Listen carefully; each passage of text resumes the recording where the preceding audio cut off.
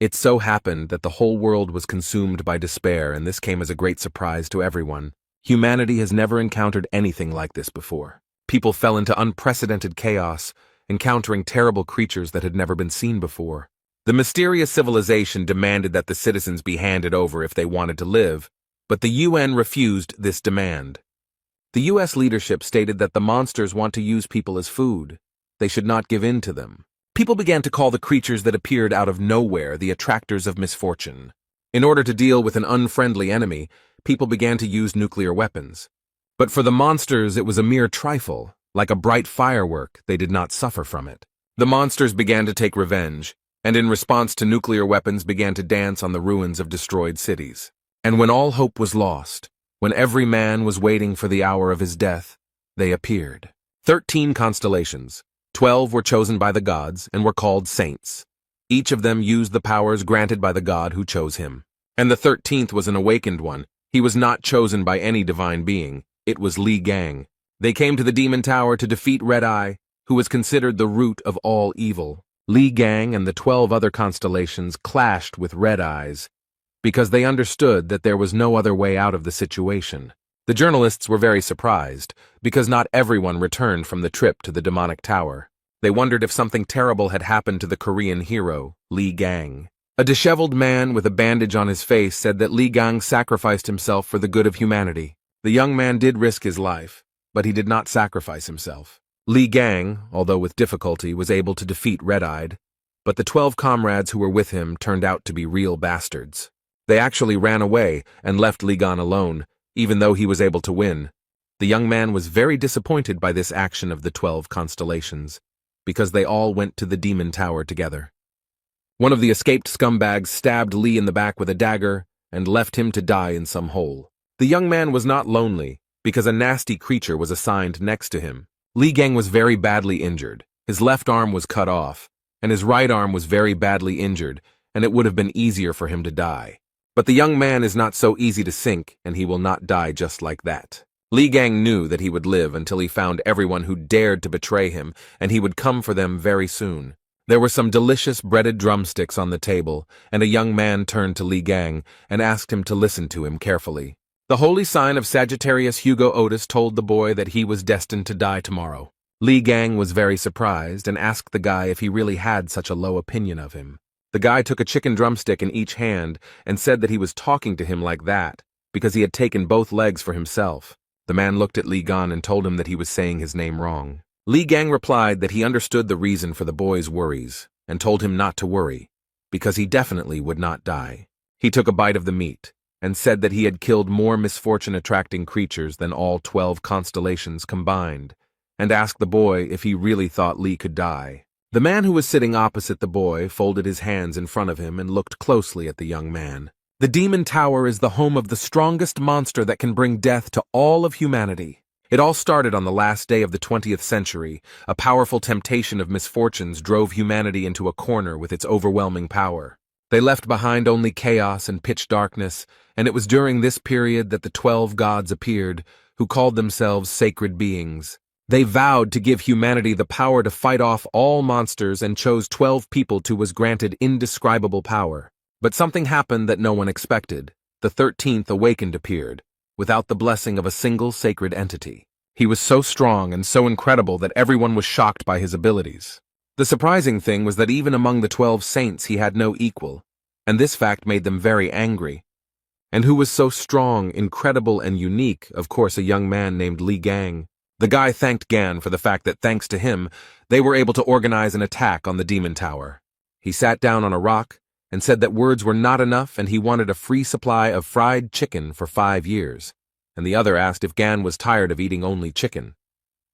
Li mispronounced the young man's name. The boy told him this with a laugh, but Li only became angry. The girl said that after defeating Red Eyes, they would most likely receive a worthy reward, and the fat man said that they should demand $100 million. And Li noted that it would be better to ask for 10 years of free accommodation in a 7-star hotel somewhere in Hawaii. The boy noted that because of Red-Eyed, a huge number of countries are on the brink of crisis. The plump guy with a sarcastic smile asked Li if he wanted to collaborate with them and added that he needed to set the bar higher. The fat man asked if Gan wanted to take out the mutilated body and face, and Lee thought about how they were called saints, but in reality they were scum who cared about their own skin. The man said that it was enough to rush to everyone's aid, and a few victims would only increase their price, and the reward would only increase. Lee said he didn't care, but he thought he was surrounded by disgusting scum. He hoped he wouldn't see them after they dealt with the red-eyed man. The young people froze in place. They were very surprised. Beads of sweat appeared on their faces. They looked up and saw the Lord of the Demon Tower, red-eyed, standing before them. Li Gang stood to the side and thought that only by looking at him could one feel the terrible pressure. At this time, Red Eyes opened his mouth. It glowed with fire, and his crazy eyes glowed red. A very strong wind arose, and the young people who were watching all this were seriously scared. The ground beneath the young men's feet was crumbling, and Lee folded his hands in front of him and watched everything that was happening. A strong wind whirled the powerful people around in a whirlwind, and they screamed loudly in horror. Red-Eyed was very angry, because uninvited guests had come to his territory. The entity gritted its teeth, gnashing them, and fiery lava burst from its mouth. The girl's face was covered in beads of sweat.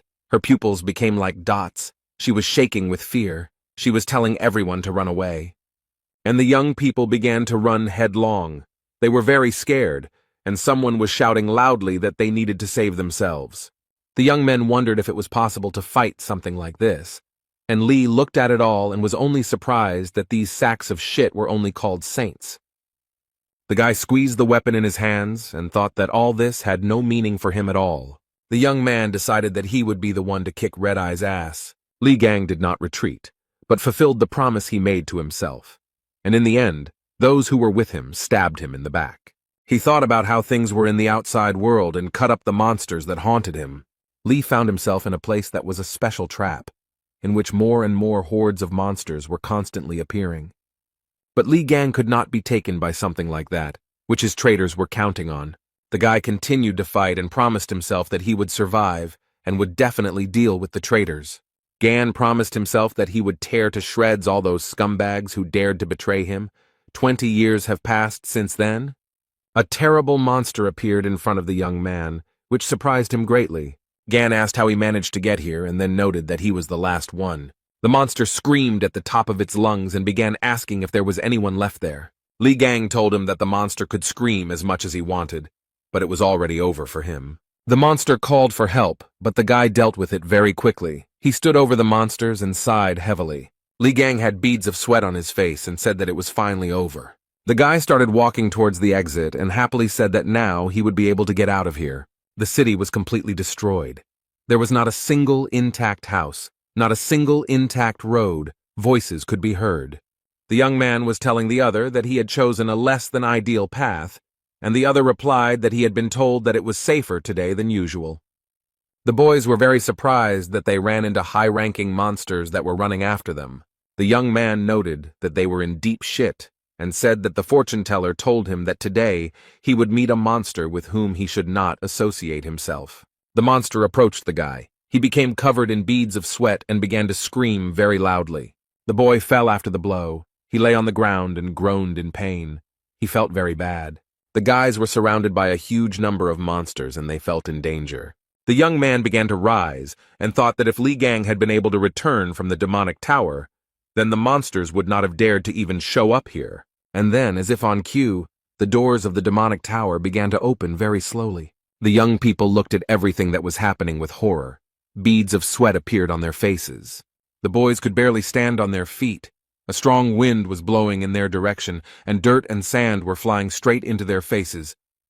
Suddenly, a fiery tornado appeared from which smoke and sand were pouring out. It was a terrifying sight.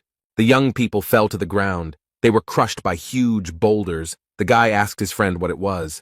He didn't have time to answer. The young man was very surprised. He told his friend that someone was coming out of the destroyed tower. Everything was in smoke, and it was very difficult to understand who was coming out of the destroyed tower. The boy stood in front of the tower, folded his hands in front of him, and said out loud that he had been hit in the back and left to rot in this hole. Lee noted that only cattle do this, but now they won't get away with it and will pay for everything. The young people watched everything that was happening, their eyes wide open in surprise, and could not understand what was happening. And this young man, who had just left the tower, dealt with the monster very easily. The guys couldn't believe their eyes. They were surprised that Li had dealt with the dog without any difficulty. But Li Gang wasn't going to stop there. He began to destroy other monsters. The young man dealt with the monsters very quickly and was very pleased with himself. And the guys who were attacked by the monsters watched everything that was happening from the side. A few seconds later, Li Gang was already near the young people and grabbed them by the hair. They screamed in fear and pain. The guys began to ask Li not to attack them. They stuttered from fear, and Gun was very surprised that he met people. He immediately thought that they were monsters. The young man looked around and noted that the work here was finished, and the guys breathed a sigh of joy that they remained alive. One guy told the second that the man came from the tower and that it was a real sensation. The second noted that it was impossible. The man was nearby when it began to collapse.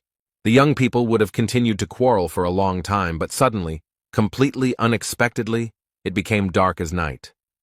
A huge monster suddenly appeared behind Li Gan, its eyes glowing red and saliva dripping from its mouth. The boys were very scared. They were covered in sweat and shouted that it was the leader of the pack. Li Gang, who was not afraid at all, calmly told the young men that they should run away. The leader of the pack began to scream very loudly. Fire burst from his mouth, and the boys clenched their teeth and grabbed their heads with their hands. After a few seconds, but to the guys it seemed like it lasted forever, it was all over. The guys were very happy that they were alive. They were very scared and could not come to their senses. They opened their eyes wide. Beads of sweat appeared on their faces. The young men looked ahead. The man who had just recently advised them to run away was standing there as if nothing had happened. Compared to the guys who were holding their heads, the man was, as before, absolutely calm. The young men looked ahead and thought that the stranger had protected them from the monster. The guy with a sly smile on his face told the dog that she was a lousy mongrel. And then, literally a few seconds later, he rose up to deal with the dog. The guy made a fist, beat the monster, and said that it was an obedient little dog. Li Gang didn't put in much effort, and after a while the dog didn't pose any danger to them. The young people who were watching all this opened their mouths and eyes wide in shock. But the guy just smiled cheerfully. There wasn't a scratch on him, and he didn't look tired. He stood in front of the young people and looked very small against the backdrop of the huge monster. The guy told the boys that he had finished his work, brought his hand to his nose, and thought that it stunk. He said he tried not badly, and then he called the guys. They were very scared. The guy looked closely at the boys and began to say something unintelligible. They were very scared. Beads of sweat appeared on their faces from fear. They asked again what the man was saying. The young man laughed cheerfully and told the boys to buy him a lot of food. The guys looked at the young man. They certainly didn't expect such a turn of events. He was silent for a moment and said that he also needed clothes. The young men looked at the stranger in surprise. And the young people decided to fulfill the guy's request because he saved them, and they took him to a cafe. A few minutes later, he put an empty plate on the table with a loud bang. The young men took the bill that the waitress brought them and opened their eyes and mouths wide. The stranger ate $1,000 worth of food. The guy said the order was small because they said they didn't have much money. The guy told the boys that they themselves said that they could treat him to anything. This was the price for their lives, and ordered another portion of noodles. One of the young men approached the stranger and asked him who he was, a Templar or a bishop, and asked him what he was doing near the tower. The guy took a toothpick out of his mouth and said that he was inside the tower and then came out of it. This surprised the guys, and the stranger also wanted to ask something. The man noted that they looked like ordinary townspeople, but for some reason they emanated a magical aura. One of the guys replied that his partner was a Templar, and noted that the man was most likely also a Templar and had received the blessing of a sacred entity. The stranger took the spoon. He became angry and replied that he would not wag his tail in front of some entity. The young man wanted to add something else, but stopped mid-sentence when he saw his reflection. Beads of sweat appeared on his face in surprise, and his eyes narrowed to become like dots. He got up from the table and started shouting that he needed a mirror, and the waitress frightenedly pointed out where it was hanging. The guy took off his t-shirt, stood in front of a huge mirror, and began to look at himself carefully. He was surprised to note that his body was completely healed. The man even looked into his own mouth and noted that his old wounds were so terrible that they simply could not be healed. He looked at his left hand and finally realized that it was whole and fully functional. The guy began to carefully examine the pattern on his palm and could not understand what it was. He began to look closely, and after a while he saw a silhouette that looked very much like a snake. The guy grabbed his left hand with his right hand, clenched his teeth, and a system message appeared in front of him, saying that he had experienced death and accomplished an impossible feat. Lee also realized that all his skills were inherited by the new body, and the achievements would be converted into experience points. He received a divine skill. The system message also informed him that all skills and traits had been inherited and transformed, and that the power of the Ophiuchus was available to him. The young man saw Ophiuchus in front of him, touched him with his hand, and received strength from him. Literally a few minutes later, the guy found himself in a cafe and was sitting on the floor in bewilderment. The guy's face was covered in sweat from bewilderment, and his pupils became very narrow. The guys approached the stranger. One of them began to touch his hands and asked with fear if everything was okay with him. He asked the boys if they had ever imagined a huge snake, and they looked at the guy in bewilderment. One of the boys said that they hadn't seen anything like that. The man suddenly took off his clothes and ran to the mirror, and then began to scream and squeeze his wrist. The boy said that other people don't see it, and the guys thought that the longer they look at him, the weirder he acts. The guy was very surprised, because he saw in front of him a message that he had become the owner of the constellation Ophiuchus. He stood and saw in front of him a huge number of system messages and read each one carefully. The boy folded his hands in front of him and thought about how his body had changed due to the super regeneration skill. He had never heard of other saints seeing something like this. The young man thought about the fact that he did not feel the energy of sacred beings. The guy understood that no matter what, he was happy with this turn of events, because his body had fully recovered. The man thought that now he needed to track down the traitors who had left him to die, namely the bastard who had stuck a dagger in his back. He laughed and said that his body began to tremble from such thoughts. He was glad that the traitors would come to an end, and the guys who were nearby could not understand why he was behaving like that. People gathered at the place where the demon tower was and thought that it was considered indestructible, but suddenly collapsed. This news will turn the whole world upside down. One of the journalists said that this place has a connection with the hero Li Gang, and it is possible that the destruction of the tower was the work of his followers or saints who did not like him. The second journalist replied that it was all very interesting, and then told the young man to look at the one who was pulling him. The guy noted that even high-ranking saints had a hard time dealing with this monster, so who challenged him and even destroyed the tower? One of the reporters frowned, sweating, and asked if Li Gang had returned from the bathhouse alive. The guest noted that they cannot be sure of this. They can only wait until new clues appear.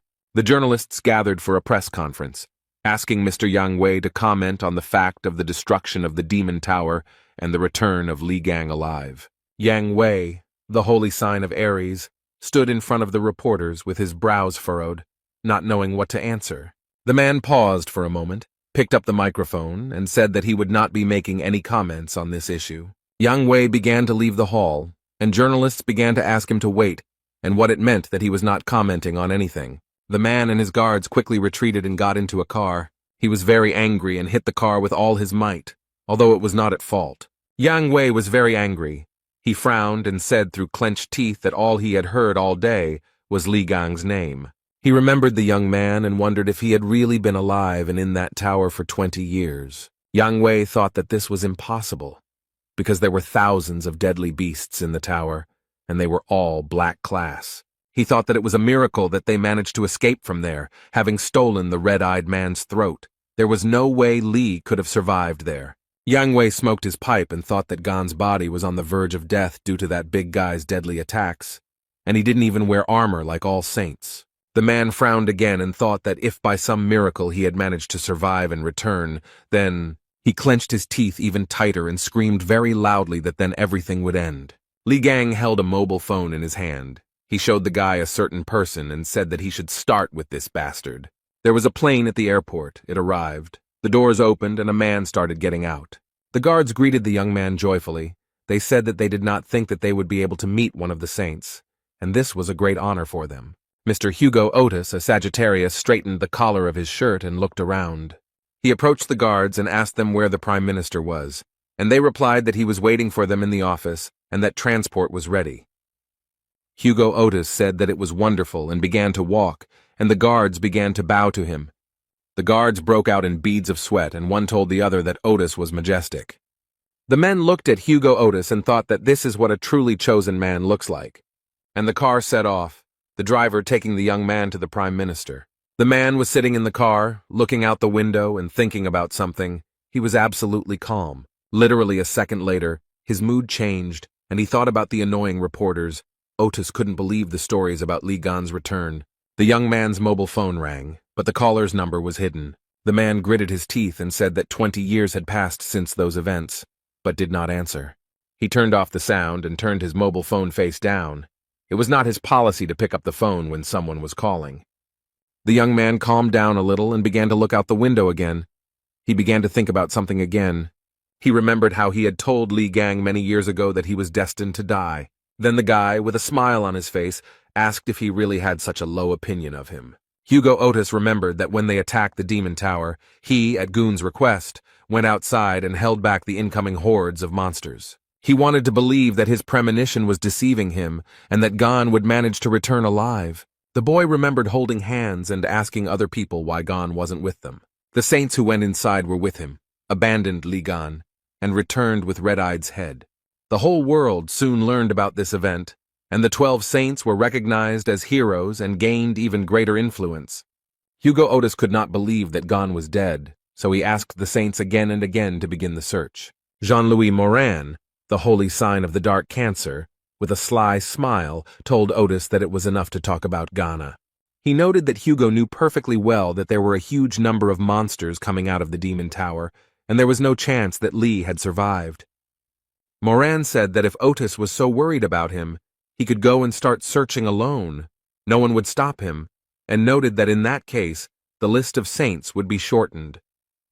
The young man, who was very badly wounded, was in great despair. Hugo Otis straightened the collar of his shirt again, frowning at the old memories. He looked at the city streets and thought that although Gan was very strong, he could not cope with the monsters. A lot of time had passed, so he was definitely dead. The man began to remember again and again what Li Gang was like. He pressed his lips tightly. At this point, the driver informed Mr. Hugo that the Prime Minister was calling. He turned to Otis and asked if he could speak, and the man asked what was the matter. The Prime Minister asked if Hugo had heard the news and remarked that it looked like the Demon Tower had been destroyed.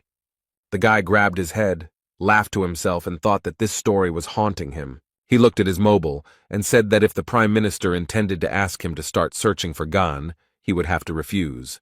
The man said that Gon died that day and that the tower incident was most likely a setup by his fans. Otis said if the Prime Minister intended to take advantage of the situation and gain more votes, but he interrupted him and said that was not the case. The man said that if the report that had just been given to the South Korean government was true, then a call had been made to that number very recently. This information stunned Hugo, and he asked in surprise what kind of challenge they were talking about.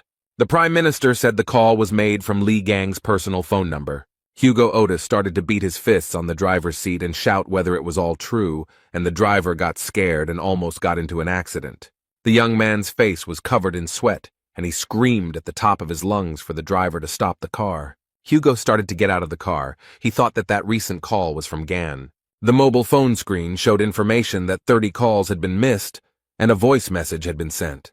The young man held a mobile phone in his hands. His pupils became narrow, and beads of sweat appeared on his face. Hugo began to dial some number, then put the phone to his ear and listened to the long beeps. After some time, someone answered on the other end of the line. His call was expected. Otis heard a voice in English tell him that it would find him and kill him. The guy was very scared. He thought that the manner of speech was very similar to the way Li Gang spoke, and he ordered the driver to turn around to the airport. Li Gang was still in the cafe looking at the phone screen and smilingly noting that the young man had grown up and dared to ignore his calls. The guys asked the young man who he was calling so persistently, and he said no one, which surprised them greatly. He looked at the phone screen and told one of the boys that he had previously called it a smartphone and noted that it was an amazing thing.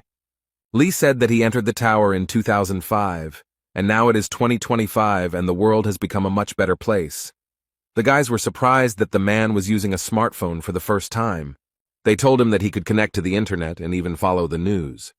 The man was happy because he could watch the news about Li Gan. The guys told the man that this was a very hot topic to discuss right now and showed him where to press. Li Gang and the kid who taught him how to use a smartphone opened their mouths in surprise. Li Gang carefully read the comments and began to squeeze the phone with all his might out of anger, and the guy begged him not to do it. Li shouted that the saints had not dealt with red eyes. They had fled as soon as they met the monster. After a few minutes, the guy calmed down and said that he would ignore this information because in some ways it was even sweet. The man continued to study the news and came across information that he had made a will and all the money was to go to orphanages. Li Gang looked at the screen and hoped that the money had reached its recipients. But the next news shocked him. He broke his phone out of anger, and the news said that he had given everything to the 12 saints, since they would manage everything for the good of the whole world. Li screamed that he would skin the pathetic gods alive, and the young man cried over his mobile phone because it had died. Gan sat over a plate of food and thought about what he should do in such a difficult situation. He thought that he intended to warn them of his return, but his appearance was now very different. No one would believe that he was Li Gang and would be perceived as a freak.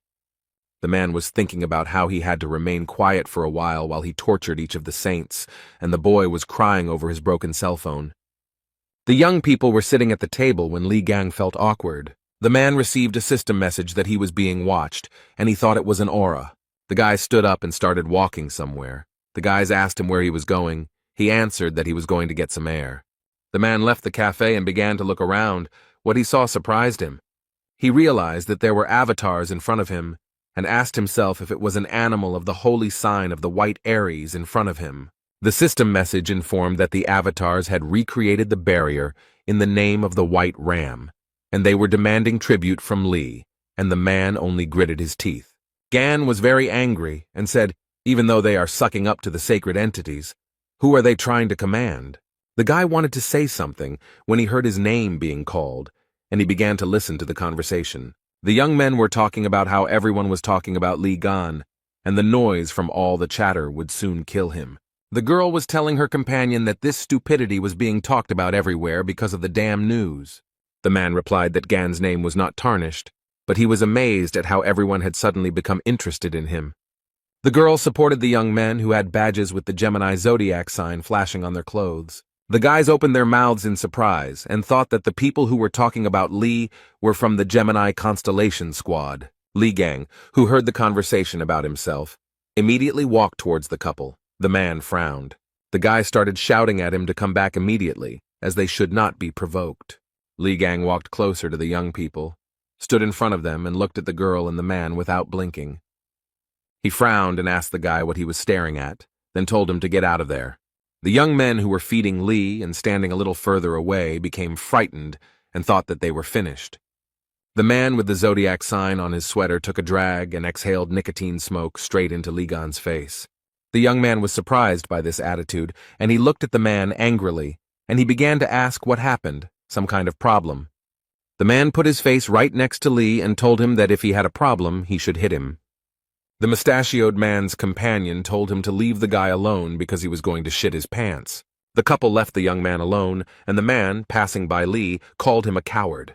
The man told his companion that all those who are fans of Li Gang are no different from each other, and the girl agreed with him. Li wondered why the weakest saint was so popular with everyone, and whether it was completely absurd to consider him a saint.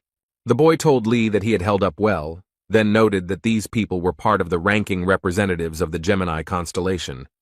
Li Gang called the damn cockroaches with all his might, and tears appeared on the face of the guy who stood next to him.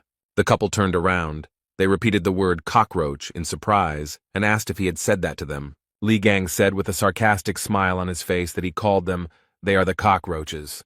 The man ran towards Li Gan, looked the boy in the eye, and told him to repeat what he said. Li gave the mustachioed man a flick on the forehead and said that he was a pathetic simpleton who didn't even have a magical aura. The guy simply raised his hand up and the man flew away from him several meters. The mustachioed man's companion, who was watching all this, began to scream very loudly. The guys who were watching all this from the side opened their mouths in surprise. The young man watched the reactions of those around him and was very pleased with himself. After some time, the mustachioed man's companion crept up to the young man. She wanted no one to notice her. Li laughed and asked her if she seriously expected him not to notice her sneaking up. And while she was in a stupor, he also gave her such a flick that she also flew back several meters. Li Gang looked at the young people and calmly said that they were losers. The young men told Li that using magic in the middle of the street was strictly prohibited. He got angry and said that the guy was saying something wrong, because if he had used magic, there would have been nothing left of those two. The boys opened their mouths in surprise and thought that the man had knocked out two high-ranking Templars with just brute force. A few minutes later, Li Gang sat down next to the mustachioed fat man and began to look at him.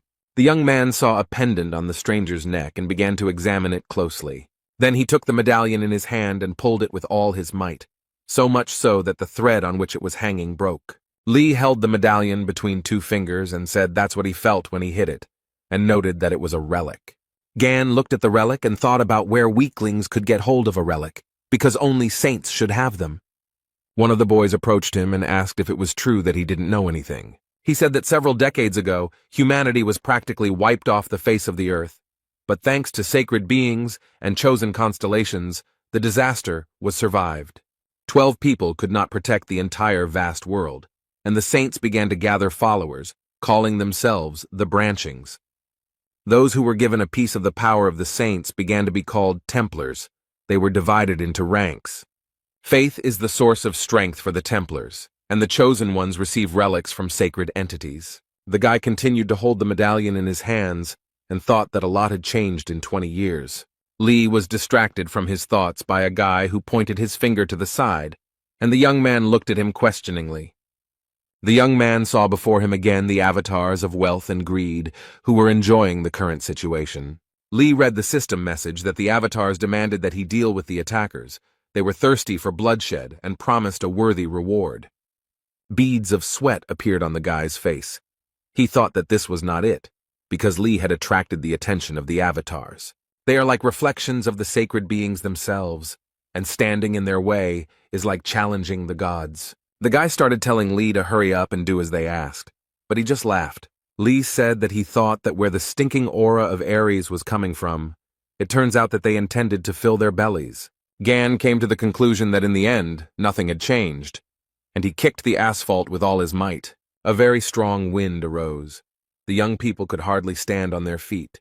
They could not understand what was happening. One of the guys looked at everything that was happening with surprise, and beads of sweat appeared on his face from fear. Li put his hands on his hips and said that they were showing off despite the fact that they were worthless losers. The boys looked up and noticed that the white Aries constellation had retreated and the barrier had also disappeared. One of the boys had beads of sweat on his face, and he thought that this was not an easy person to deal with. The guy was surprised when the young man called him by name, thereby distracting him from his thoughts. Li asked the guy if those cheeky idiots really belonged to the Gemini branch. He replied that in their country the Gemini branch had the greatest influence. The elite group had gathered 2/3 of all large corporations. Li Gang asked the guy so they should have money on them, and he looked at him in surprise. The man smiled and asked the boy that the clothes they wear should be branded. He started to rip off his clothes, saying that it was time to make some good money, and the guys watched everything that was happening.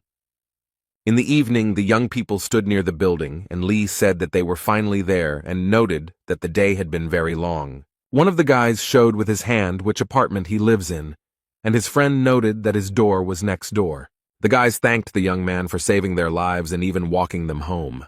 Li began to yawn and began to ask whether they were going inside or not. Since he really wanted to sleep, the guys were very surprised. After he found himself in the apartment, he very quickly took off his clothes, got a haircut, and stood in front of the mirror. The young man began to admire himself and smiled at his reflection in the mirror. He liked it very much. The guy saw all this and told the man that a short haircut suits him very well. He said that Li now looks much cooler, and he was not prepared for such admiration. The man thought that in the past, baldness was a side effect of using his abilities, and now he tidied up his hair. Li Gang frowned and his smile turned into disgust. He couldn't understand why this happened. He looked at the huge fly and wondered what the fly had forgotten in their apartment. Literally a few seconds later, he caught the hand in a fist and squeezed it very tightly. Li opened his hand and threw away the remains, and the boy raised 2 fingers up and was surprised that he caught the fly with one hand, because even experts can't do it. The man began to catch one after another the luring one and asked what number it was and why they were sticking to him, and the guy noticed that his scent attracted monsters. Lee told them to smell his ass and said that this usually happens because something is wrong with the house. He looked at the shelf and said that the guy keeps nasty things in the house, which is why the creatures flock here. The boy looked at the figurines and noted that this could not be an abomination, since they were received from the constellation Gemini. The guy took the statuette in his hand and said that these artifacts did not belong to him, but they were blessed by the saint. But he did not finish speaking because Lee broke it. The young man looked at his hand, covered his nose, and said it was disgusting, and the guy started shaking over the broken figurine. The man picked up the mask and told the guy that it was intended to spy on the buyer. He started throwing things off the shelf, threw out the music box because it collects personal information, and the watch attracts the attention of monsters. The boy screamed from injustice. Li Gang said that the saints had appropriated his property and then started selling such disgusting goods to people. The guy got really angry and said that the very thought of such injustice made him furious. The young man who stood in front of the door heard someone shouting that all this junk needed to be thrown out. Li Gang was holding some object in his hands, and the guy was holding him by the shirt and crying really hard. The young man entered the apartment and saw all this, looking at the guys in surprise. Lee looked at the stranger and asked who he was, and the boy was very happy. He was very happy to see Songjae and called him by name, who confirmed that it was him. Sun frowned, his face became displeased, and he noted that he was the owner of this apartment. By this time, Li Gang had managed to beat and smash a lot of objects. He didn't know what to answer. In the branch of the White Aries, in the residence of Yang Wei, a very interesting conversation was taking place in raised tones. The man frowned deeply, beads of sweat appeared on his face from worry, and he asked if the Korean avatars had really disappeared. The young man who knelt before him said that it was true, and noted that there was a lot of fuss about it. Yang Wei frowned, gritted his teeth, and began to think about who could do such a thing. He knew very well that avatars were direct representatives of sacred entities, and only someone extremely strong could disperse them. Yang Wei ordered the man to contact the other saints and ask if they had anything to do with this. The man replied that he understood the order, and noted that Strelitz had not been in touch for a long time. Jan replied that this was no cause for concern, since he wanted to get a new position. The young man replied that Hugo immediately boarded another flight after arriving at the airport. Jan listened to the young man and was very surprised, then asked where the man was heading. The guy said that the destination was South Korea. This information surprised Jan very much. He stood up from his seat and began to scratch his beard and think about something. For some time he silently digested the information. Yang Wei thought that Hugo had always been on good terms with Li Gang. The man frowned and wondered if such actions could be related to the return of that bastard Gan. It was very surprising, but Yang Wei began to wonder if Li Gang had actually survived. He grabbed some statue and threw it down the steps with all his might. It almost hit the man who came to report. Jan started yelling at the guy to report clearly. He was very angry. The man began to talk about how a Templar of the Gemini branch was found in the place where all the avatars disappeared. He was unconscious.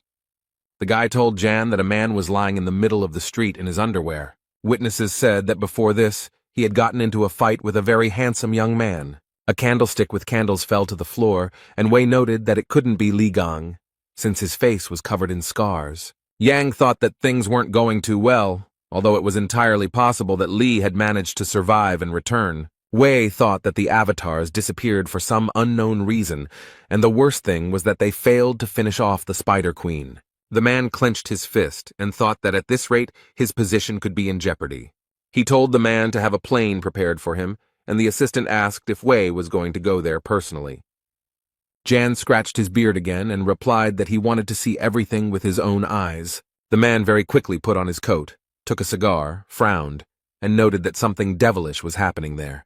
In Korea, in the Gemini branch hospital, a fat man was lying on a bed. Various devices were connected to his body.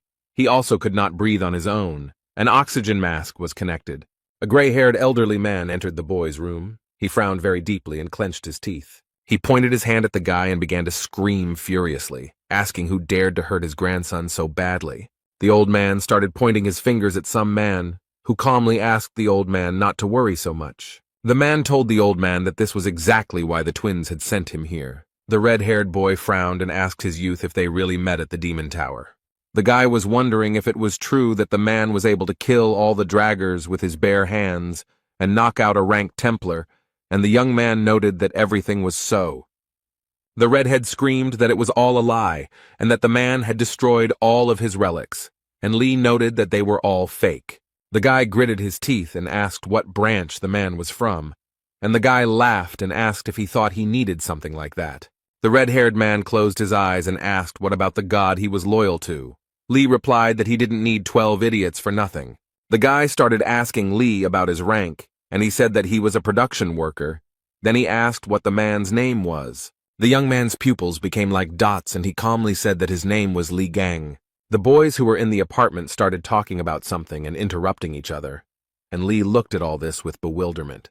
The red-haired boy told Gan that he broke into someone else's house without permission and destroyed all the relics, and then he shouted furiously that the young man dared to pretend to be the great Lee Gan. Songjay started doing such things that the boy started yelling at him that he was a crazy bastard. A system message appeared in front of Lee that a burst of magic from a Gemini follower had been detected, and he noticed that the red-haired man wanted to destroy the house. Lee Gang was also able to study the guy's rank and other characteristics using system messages. The young man thought that the guy at such a young age already possessed high-ranking skills, and the genius trait was not given to him for the sake of a sounding point. The boy broke out in sweat and started yelling at the man to run away, as Song was a rank Templar and a crazy fan of Lee Gang. Zay asked Jiming if he was crazy, and then told him to get lost if he didn't want to get killed. The red-haired man was very angry and noticed that by playing with fire so furiously, the boy risked wetting his pants. Li Gan got tired of watching everything that was happening and decided to use force. Sun fell to the floor, and Gan said that at this rate the guy could not only burn down his apartment, but the whole house. The boy asked the young man if Sun had died, as he was very worried, and he replied that everything was fine. Then Li Gang added that everything was probably fine, and the guy burst into tears. He looked at Z and saw that he was shaking, foaming at the mouth, and a huge bump had appeared on his forehead. Lee began to yawn, said that he was going to bed, since he needed to come to his senses, and the guy shook Z and asked him if he was alive. Gan opened the door to the room, and what he saw shocked the young man. Everywhere in the room, on every shelf, there were figurines and statues of Li Gan. There were a lot of them. Lee asked what it was, and the guy said that Sung Jae was an ardent fan of Lee Gang. The red-haired man asked the man to be careful with the figurines, because this collection was dear to him. Gan said that they were really annoying him, and that their heads needed to be twisted off, which he started doing, and Sun started screaming like a madman. Z called the guy a psycho and asked him to stop. He replied that he was Lee Gang, and not a psycho, as Song had called him earlier. The red-haired guy was not prepared for the man to destroy his collection. Snot and tears mixed on his face. On TV, in the news, they said that yesterday, a representative of the Gemini branch was attacked. The identity of the attacker is not established, but he stole personal belongings. Hugh grabbed his head and thought that this was definitely Lee Gan's doing. He was surprised at what he was thinking, and this was the first news he had heard about him. A waitress approached the guy and asked if he was ready to order. The man told Yang Wei to shut up this clown show and get out of here. He was very angry. He said with a sly smile on his face that it was all uninteresting, because Hugh had figured him out very quickly. Yang Wei began to laugh like a madman, and then said that they had not seen each other for a long time, and he had not been able to contact Hugh for a long time. Yang told the man that upon his hasty arrival in Korea, he most likely came here because of Lee Gang, and told Hugh to tell him everything he knew. The blonde man replied that he hated Ian because he was a pervert who stole bodies from other people. The waitress froze in place. She stared at the man. Beads of sweat appeared on her face. The girl became nervous. She was very nervous and asked the man what she was doing. Hugh slammed his fist on the table, gritted his teeth, and thought that Ian was an idiot with idiotic jokes, and he needed to get to Gan faster than anyone else. The guys were in a supermarket. The boy asked Sun if it really was Lee Gang, and he replied that the stranger looked completely different. The redhead noted that Lee is a hero who saved humanity, and he would not act like a thug. The guy told Sun that he saw a man coming out of the demon tower, and that his strength was colossal. But the red-haired man was stubborn as a ram. Z said that he was confident in his words. Since his father told him so, the boy wanted to say something, but Song interrupted him. The young people went to the checkout when they heard someone shouting that there was a thief in the store. He ran so fast that he swept everything in his path. Everyone in the store was scared. The guy noted that the thief had high speed and was most likely from the Scorpio branch, and Sun noted that he was using his powers to rob the store. It turned out that the thief had stolen not only valuable goods from the store, but also wallets from visitors. He had to be stopped, since there would definitely be nothing left there. And the thief smiled sarcastically and thought that the surrounding pathetic idiots and even the Templars were not able to keep up with him. The thief realized that he had made a good profit.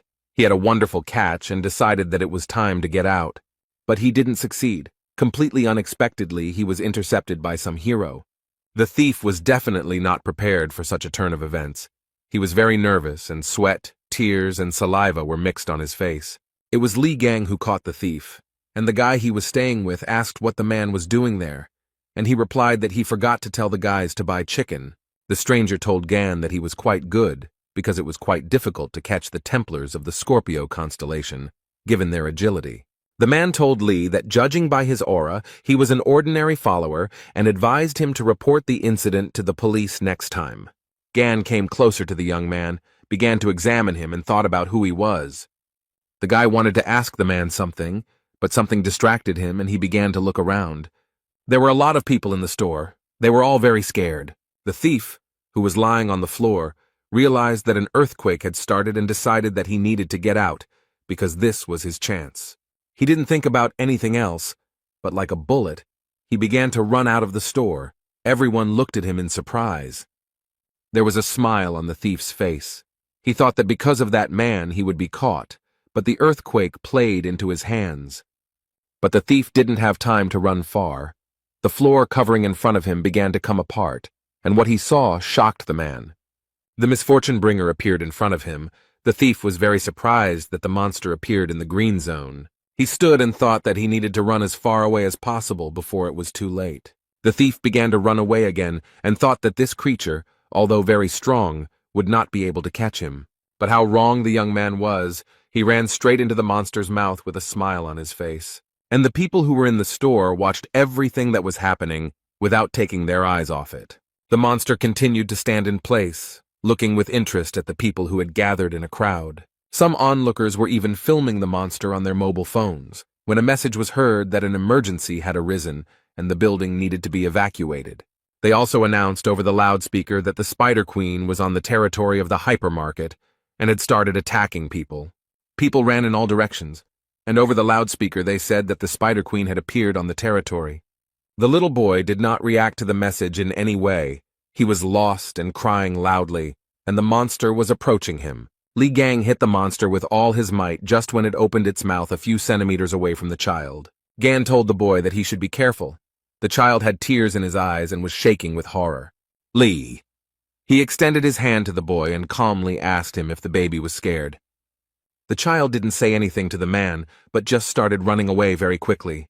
Li looked at all this with bewilderment. The guy coughed into his fist and said that most likely the boy was okay. Li Gang was surprised and asked what the hell this giant was doing here. And then he added with a smile that for the first time in a long time he would be able to have some fun. Yang Wei was driving a car and asked his driver to repeat what he had said. He replied that the misfortune bringers had appeared in the middle of a hypermarket in Pucheng City, and Wei asked the driver to tell him the name of the creature. He said that the monster's name was the Spider Queen, and this information made Jan very angry. Wei thought about how they had failed during the last raid, and he had barely managed to put the seal on it while she had managed to escape. He clenched his fist and thought about how he wouldn't be able to hold back the red-class monster on his own. After the appearance of the attractors, people began to divide locations into 6 classes according to the level of danger. The blue zone is a blessed abode. The green zone was also considered safe, and there was no need to be afraid of anyone there. But in the yellow zone, it was necessary to be on guard, as it belonged to the category of light danger. The orange zone was best avoided because it already posed a major threat to life. The red zone included locations that were simply teeming with deadly monsters. But in the black zone, life is completely impossible. There are a huge number of monsters there. The Spider Queen appeared in the hypermarket, which means that this area is now considered a red zone. The driver approached Yang Wei with a question about what to do about the situation in the hypermarket. The man thought about something for a few minutes, and then replied that they needed to seal everything. Jan clenched his fist and thought that no one should know about the incident because their failure on the last raid was to blame for everything. The man told the driver to pass on the message that those inside the supermarket could not be saved, and that the Templars needed to be sent to seal the building. Meanwhile, the number of insects in the supermarket increased. They crawled around the premises in search of food. The man tried to shield himself from the monsters with his hands, his brows furrowed in confusion. He began to use his powers, his face twisted in pain, and he began to call the insects names. A few minutes later, he used a special skill and froze the insects, rendering them immobile. Beads of sweat appeared on the young man's face, and he began to say something with a smile. But the insects were not frozen and immobilized for very long. They quickly overcame the ice freeze. The man's joy quickly turned to anger. He couldn't understand how the monsters were able to destroy his spell so quickly. A few minutes later, Li Gang appeared in front of him and told the man to step aside.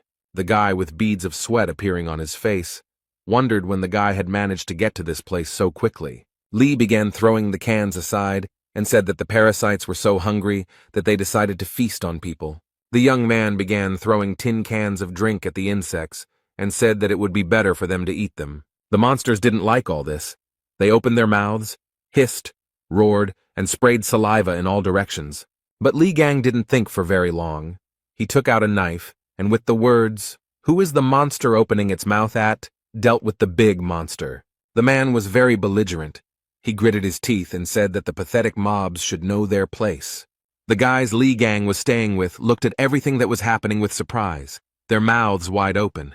And a system message appeared in front of the young man, saying that he had destroyed the bringers of misfortune. The guy was very surprised. He read a message that his experience was increased, and he received consumables. He read that he needed to collect materials, and he would be able to create new relics and skills. The guy realized that production skills had also changed. The young man held the stone in his hands and thought that moving didn't seem so difficult to him. Perhaps he would already be able to use more energy. The guy who tried to freeze the monsters looked at Li in surprise, because he easily destroyed them. Gan approached the guys, who opened their mouths in surprise. They couldn't understand when the man had managed to deal with the monsters. The blond, short-haired boy looked at Li and wondered where he came from. Beads of sweat appeared on the man's face. He frowned and realized that he had not heard the question. Li Gang looked at him and called the stranger an uninitiated minister of the church. The man began to shout that he knew something was fishy there and noted that Li was the same man who had attacked their followers. Li Gang immediately understood that the young man was talking about that man and woman, and so he smiled slightly. The guy's mood changed literally in a second, and he punched the stranger in the face. He fell to the floor, clutching his face with his hand, and Li asked how he knew that, and then added that he knew too much. The man folded his hands into fists. Beads of sweat appeared on his face and asked how he could not recognize him. And then he added that Li had put on the clothes and badge of a beaten man. The man said that the badge was a relic that was only given to the Templars of the Gemini branch. He yelled that the secret of Li's strength was that he carried a badge, and Gan looked at the badge in surprise and asked why he had that thing on him. The man looked at the badge. His pupils became like dots and said that it was an abomination. The gray-haired man began to scream very loudly. His face was covered in beads of sweat. He called Li all sorts of names.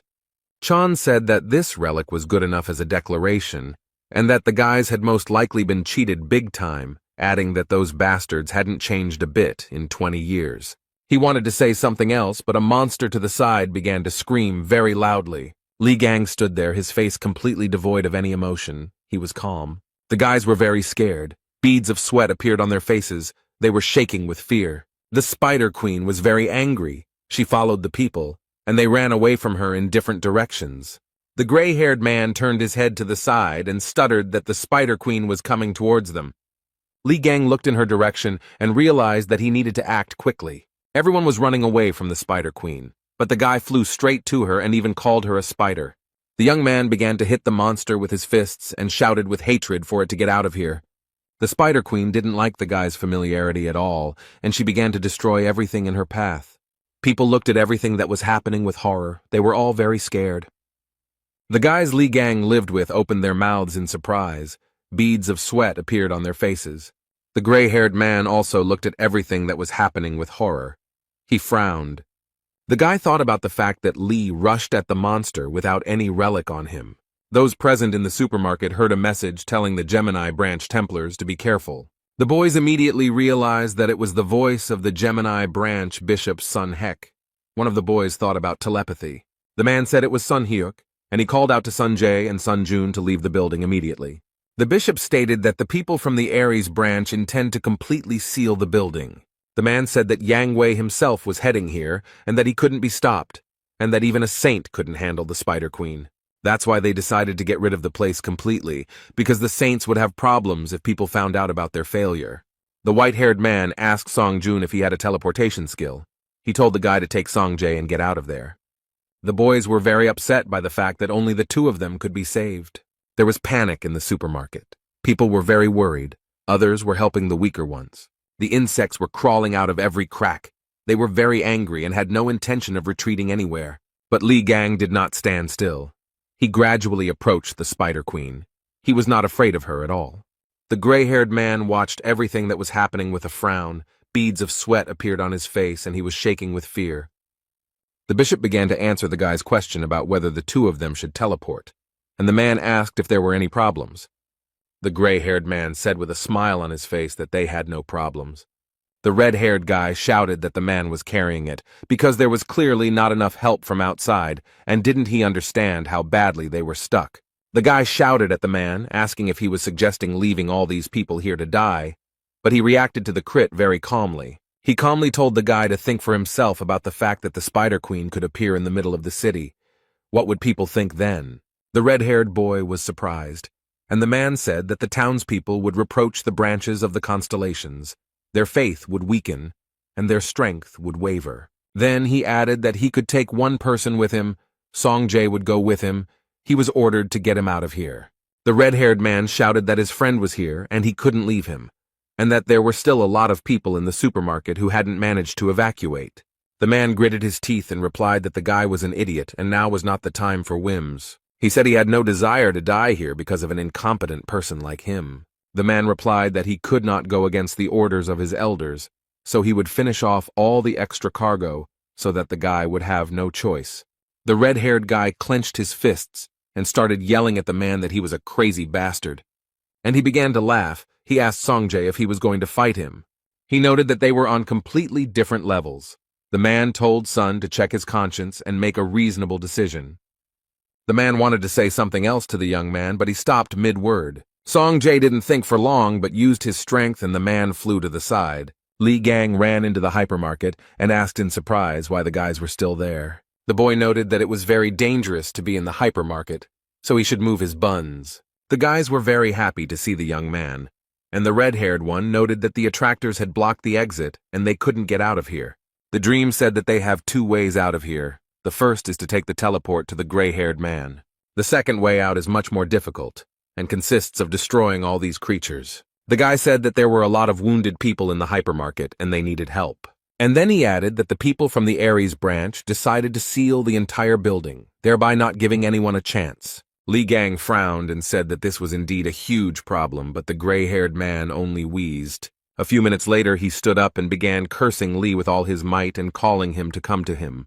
Gan calmly said that it seemed to him that the man had chickened out and had already run away with his heels flashing, and the gray-haired man yelled at him to shut his mouth. He looked at his mobile phone and said angrily that he would see if they could get out of here alive, and he would be able to escape alone. The gray-haired man frowned. Beads of sweat ran down his face. He was thinking about something. He didn't notice how the Spider Queen approached him and entangled him in her webs. After a few seconds, the gray-haired man realized what was happening and began to panic. He was definitely not prepared for such a development of events. But the Spider Queen did not stand on ceremony for very long. She lifted the man up in order to profit from him. The boys opened their mouths in surprise. Their pupils narrowed very much, and beads of sweat appeared on their faces. They were brought out of their stupor by Li's voice. He told the boys to take care of the wounded, and he would sort everything out. Then, when he was done, he would join them.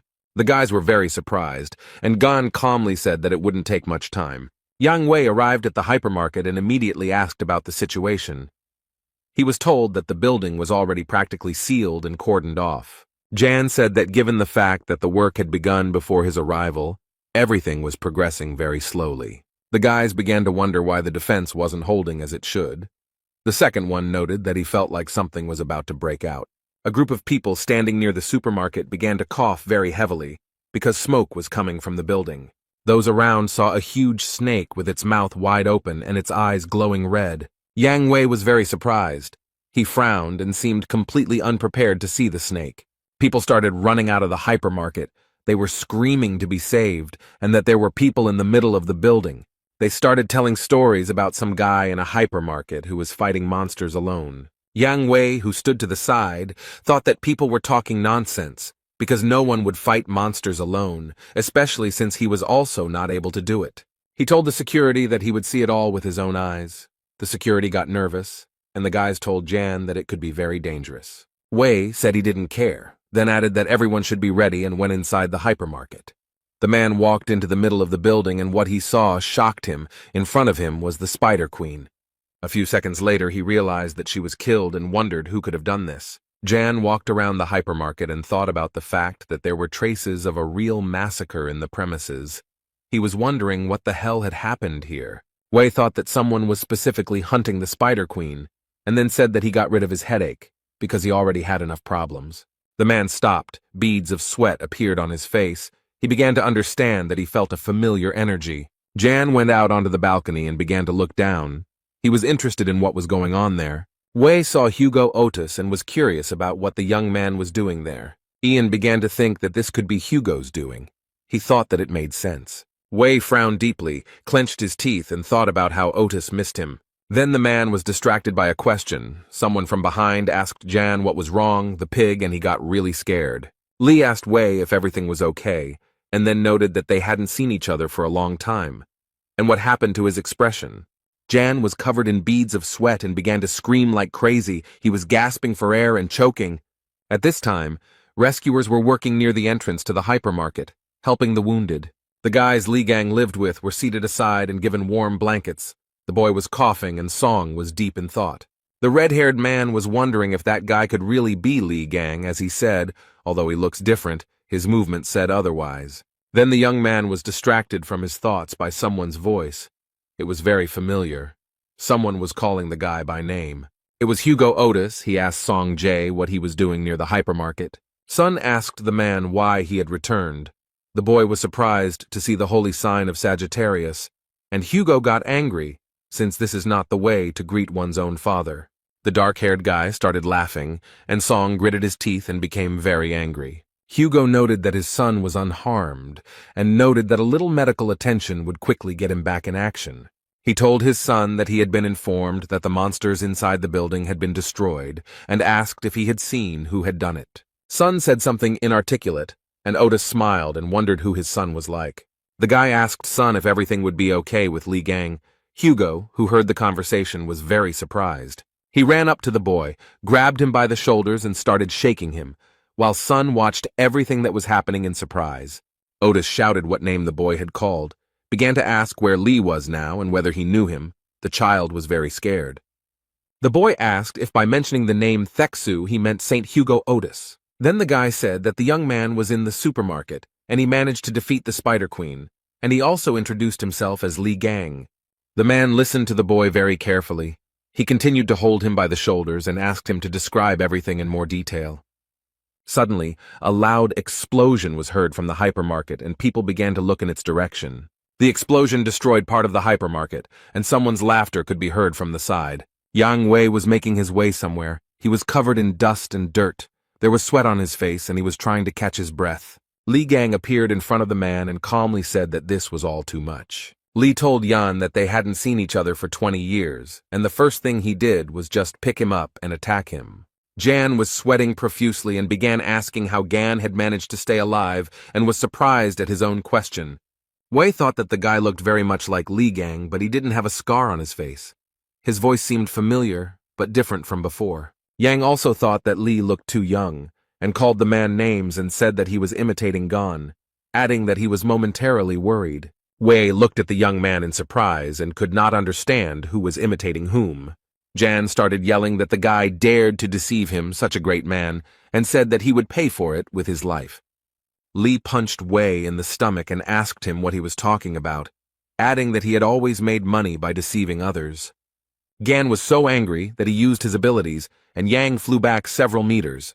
A few seconds later, Wei fell onto the construction debris and began to groan in pain, and Gan looked at him calmly. Li said that each of them needed to be taught a lesson, and then asked how he had lived while he was imprisoned in the demon tower. The guy continued. He said that they had appropriated his relics and wealth and even forged his will. Yan wanted to say something, but Li, with a smile on his face, told him not to worry and noted that in any case he was going to finish them all off. Gan said that it was worth starting with the treasury and then destroying Yan's house, its branches and relics and everything else.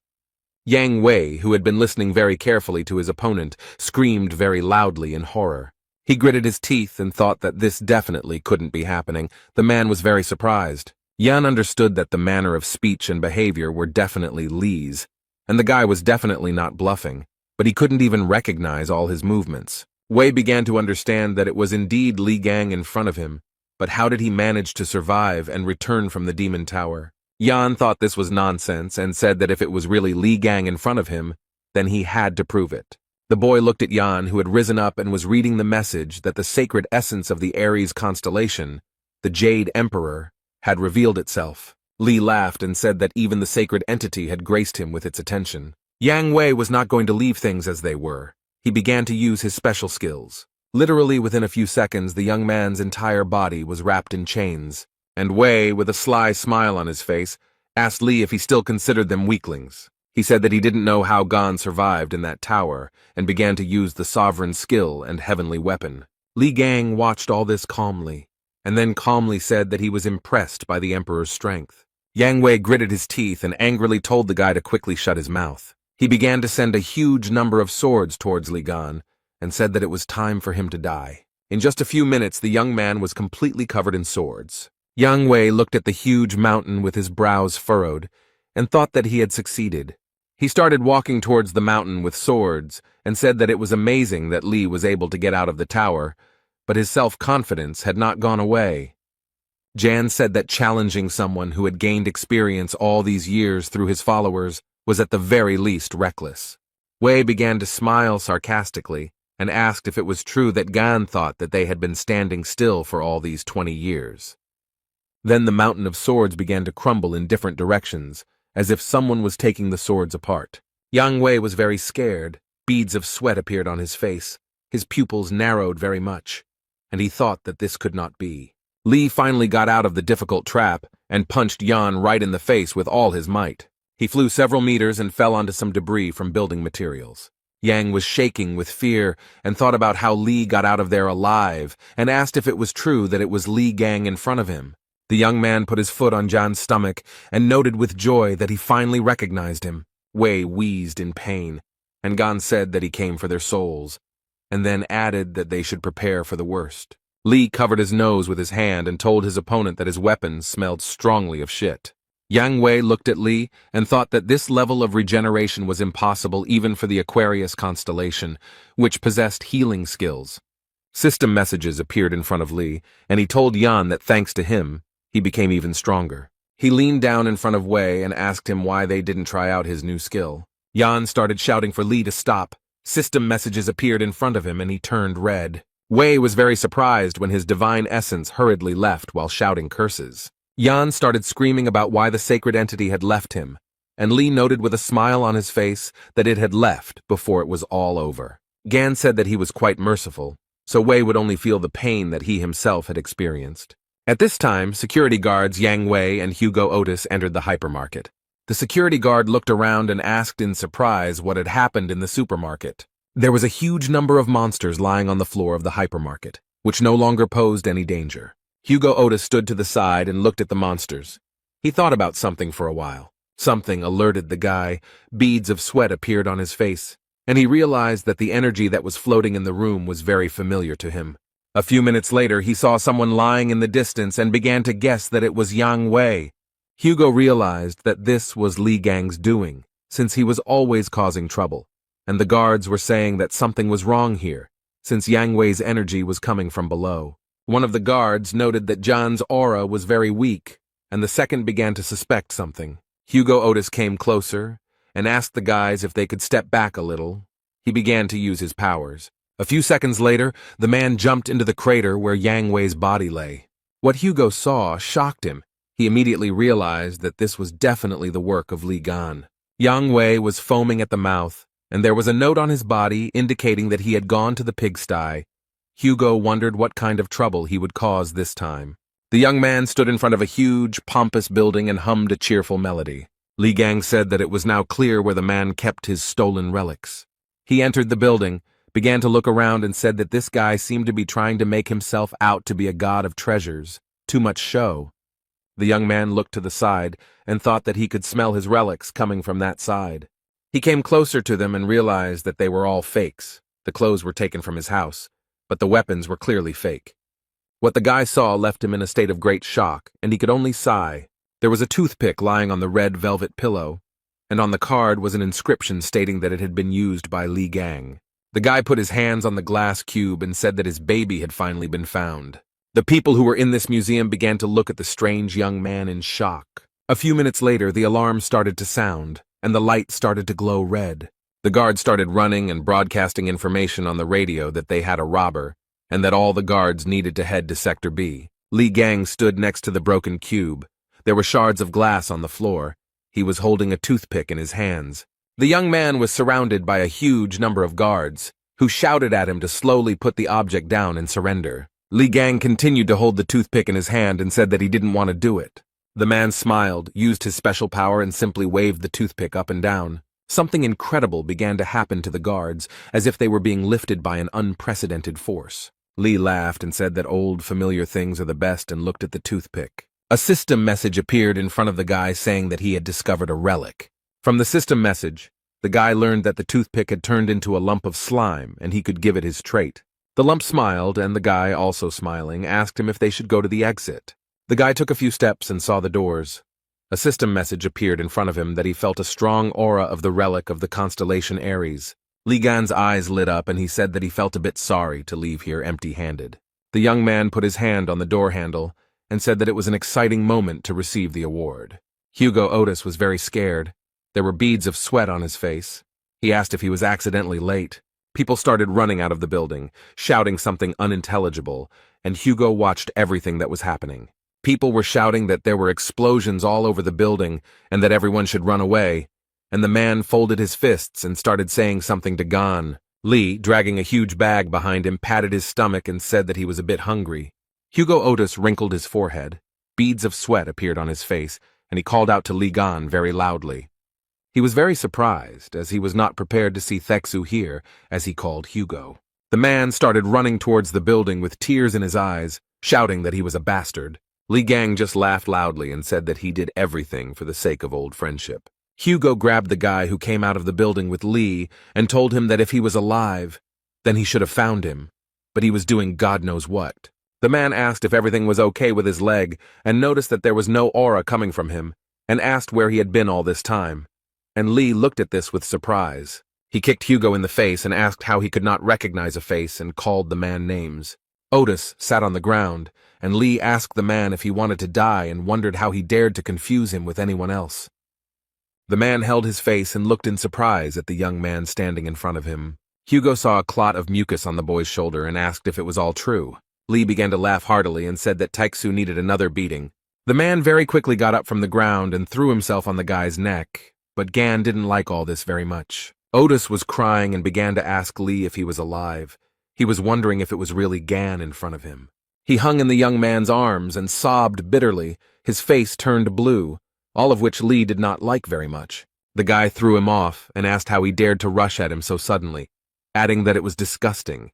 Hugo replied that it was indeed Li in front of him, and a system message appeared in front of Gan, stating that the essence of the Sagittarius constellation had manifested itself. The guy looked at the essence of the Sagittarius constellation in surprise. Beads of sweat appeared on his face. Hugo was scared. He frowned and didn't understand what was happening, but Li was calm. The men looked at the essence of the Sagittarius constellation and thought about why it appeared. Li began to think about what had happened when a message appeared in front of him that the sacred entity Apollo was doubting the truth of Gan's survival. There was also a message that Apollo was offering to verify this. Otis asked how to do this. Gan read that Apollo was aiming his arrow at Li Gan and would say that everything would become clear when he shot him. The guy wanted to get rid of the god. Li was surprised that the entity, upon meeting a person, immediately pointed a weapon at him, and Hugo calmed him down, saying that everything was fine, and Apollo did not want to offend him. Gan clarified that everything was indeed fine, and then said that they should continue where they started. The man immediately remembered the phrase about Li saying that he would finish him off, and then adding that they would see each other soon. Li said that when he returned from the Demon Tower to find his house sold, his property stolen, and his relics gone, Hugo began to stutter. Gan made a fist and told the man to let him hit him just once. Without receiving an answer, Li hit Hugo, who, with a smile on his face and tears in his eyes, said that it was definitely gone in front of him, but he himself thought that he had hit him very hard. Security guards began to emerge from the building, shouting that the offender needed to be found and captured, and that he had to return the relics. Li remembered being followed and the man asking him if he had stolen something. The young man pointed to the bag and calmly said that he hadn't taken anything special, just a couple of trinkets. Hugo was very surprised and asked Li if he had stolen the relics from Yang Wei's storage, and he agreed. The man grabbed the guy by the lapels and said that there was nothing cool about it, and Li just laughed cheerfully. One of the guards told the man that they needed to catch the thief right away, but he replied that he was beyond their reach. And then he noticed that the rascal definitely couldn't handle him, even though everyone thought he was quite strong. The guard was very surprised. Suddenly a very strong wind arose, which began to swirl the green leaves. Hugo was very surprised. At this time, a huge, muscular beast began to jump from the roof of the building. All this happened in complete silence. The head of the guard bowed his head, frowned. Beads of sweat appeared on his face, and he said that he was here. The avatar of the constellation Aries, the beast of abundance, whose name is Pishu, landed on the earth. The men looked at the huge beast, and Li Gang read the system message. It warned that Pishu could steal money and relics. Li Gang looked at the beast calmly, and Hugo Otis was very scared. He said that it was very bad that the avatar of Aries appeared. The man asked Li to leave everything and run away, but Gan told him to just stand and watch. A sly smile appeared on the young man's face, and he said that he had a plan. Li Gang ordered the slime to give him a knife, and he began to carry out the order. A few seconds later, a cold weapon appeared in the slime's mouth, and the guy reached for it. The young man took the knife in his hand and began to wave it. He was calm and collected. Then Li raised the knife up and thought that it wouldn't be suitable for fighting the avatar in this state. But the guy had an original plan. His eyes were shining, and he told the avatar to show his true form. A very strong wind blew. Hugo began to cover his face with his hand and thought about what kind of force this was. Everything around began to collapse and crumble, and day very quickly turned to night. Li said that it was much better this way, and instead of a knife, he had a huge sword in his hands. A message appeared in front of Gan that the awakened relic was imbued with the aura of Ophiuchus, and it had acquired more deadly characteristics. The guy got acquainted with the messages and was very happy that he had acquired a new skill. Li Gang smiled. His eyes were burning with fire, and he made the decision to use the power of the 13th. The guy looked at the beast and thought that now he could easily see all its weak points. Li Gang raised his weapon and said that it was time to warm up a bit. Hugo told the boy that rushing at the enemy without thinking is Li's tactic. The man noted that Gan always overcomes obstacles despite his recklessness. The man looked at the boy. There was a smile on his face. He mentally told him that he congratulated him on his return. The beast also did not stand aside and did not cool down. He was very angry and hit the asphalt with his paw. So where was Gan? Hugo Otis was so scared that beads of sweat appeared on his face. He called out loudly for Li. Aries' avatar looked at the man in surprise, and Hugo, out of nowhere, heard the guy's voice, most likely from the animal's belly. Li is under the beast, began to come out and said that there was a very strong stench there. He almost died from the smell of pork. The young man's eyes were shining with anger. There was a sly smile on his face, and he said that now it was his turn. The animal's eyes were burning with anger. It clenched its teeth very tightly, since it could not break away from the guy. Li Gang didn't wait long. He immediately got down to business. The guy wielded a huge sword like a feather, and the wounded animal screamed as if in frenzy from pain, saliva spraying from its mouth in all directions. A system message appeared in front of the young man, informing him that the beast was using its skill. The beast opened its mouth wide and screamed, and Lee read in the message that Pishu was absorbing all the valuables that came within range. Lee squeezed his sword even tighter and said that the beast should have behaved quietly, but now it would not escape punishment. Gan raised his weapon very high and read the system message that the Ophiuchus trait had been activated. Lee's eyes lit up. He smiled and said that one slight paresis should be enough. And the young man hit the asphalt with all his might, and pieces of asphalt, dust, and dirt flew in all directions. Pishu also got caught in the crossfire. He screamed like a madman, opened his mouth very wide, from which sharp, white teeth were visible. A very strong wind arose, which lifted the boulders like feathers, and the guards who were standing nearby screamed in horror. Hugo Otis also screamed very loudly. He was surprised, and from fear beads of sweat appeared on his face. Li Gang frowned. He smiled a sarcastic smile and was satisfied with the effect he wanted to achieve.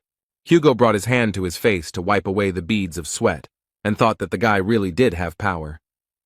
The man looked at the boy and thought about how powerful he had been in his prime. System messages appeared in front of the guy, and he read that he had defeated the Avatar, and his experience of the sacred throne had increased. The system asked if Gan wanted to have the Beast of Abundance as an avatar, a question that caught the guy off guard. He approached the beast, which was no longer dangerous, and said that he thought that only 12 saints could have avatars. The guy walked up to the beast, put his hand on its head, and used force. Pishu came to life, and a system message reported that the beast had become an avatar of the constellation Ophiuchus, and Lee only had one avatar. A few minutes later, the beast shrank in size and jumped into the arms of its new owner. Lee said it would be great to use Pisha as a keeper of his relics. Gan tossed the beast and caught it, and Hugo watched and said with surprise that Lee had appropriated an avatar from another branch. He wondered when he had acquired this skill. The system message reported that Lee can give the beast a new name. The guy was very surprised. The young man thought for a moment, and then, with a smile on his face, said that the animal would be called Pig Bank. It was getting dark. The conversation was taking place in the house, when someone very loudly called their man a traitor. Hugo shouted why he was a traitor, because he was very worried about Lee, and the guy noted that while he was in captivity, he built a family and enjoyed life. Gan said that he was going through pain and suffering, and his friend was passing the happy days and did not try to find him, and when he returned, he did not even recognize him. Lee got up from the couch and said that he would not bother Hugo with his presence, and he replied that everything was fine and that Gan could spend the night with him, since he lived alone. Gan said he shouldn't have brought it up and said divorce wasn't a tragedy as Otis shouted that he wasn't divorced. The man put his hand to his head and said that they needed to continue where they left off, and asked Lee to tell them what was happening inside the tower. Hugo said that during the raid, he stayed outside to hold back the incoming forces of monsters, and does not know what happened, but the guys returned with the head of Red Eye. Lee noted that it was a very sob story because he was stabbed in the back and left to rot in a tower. It was a trap teeming with countless hordes of lures.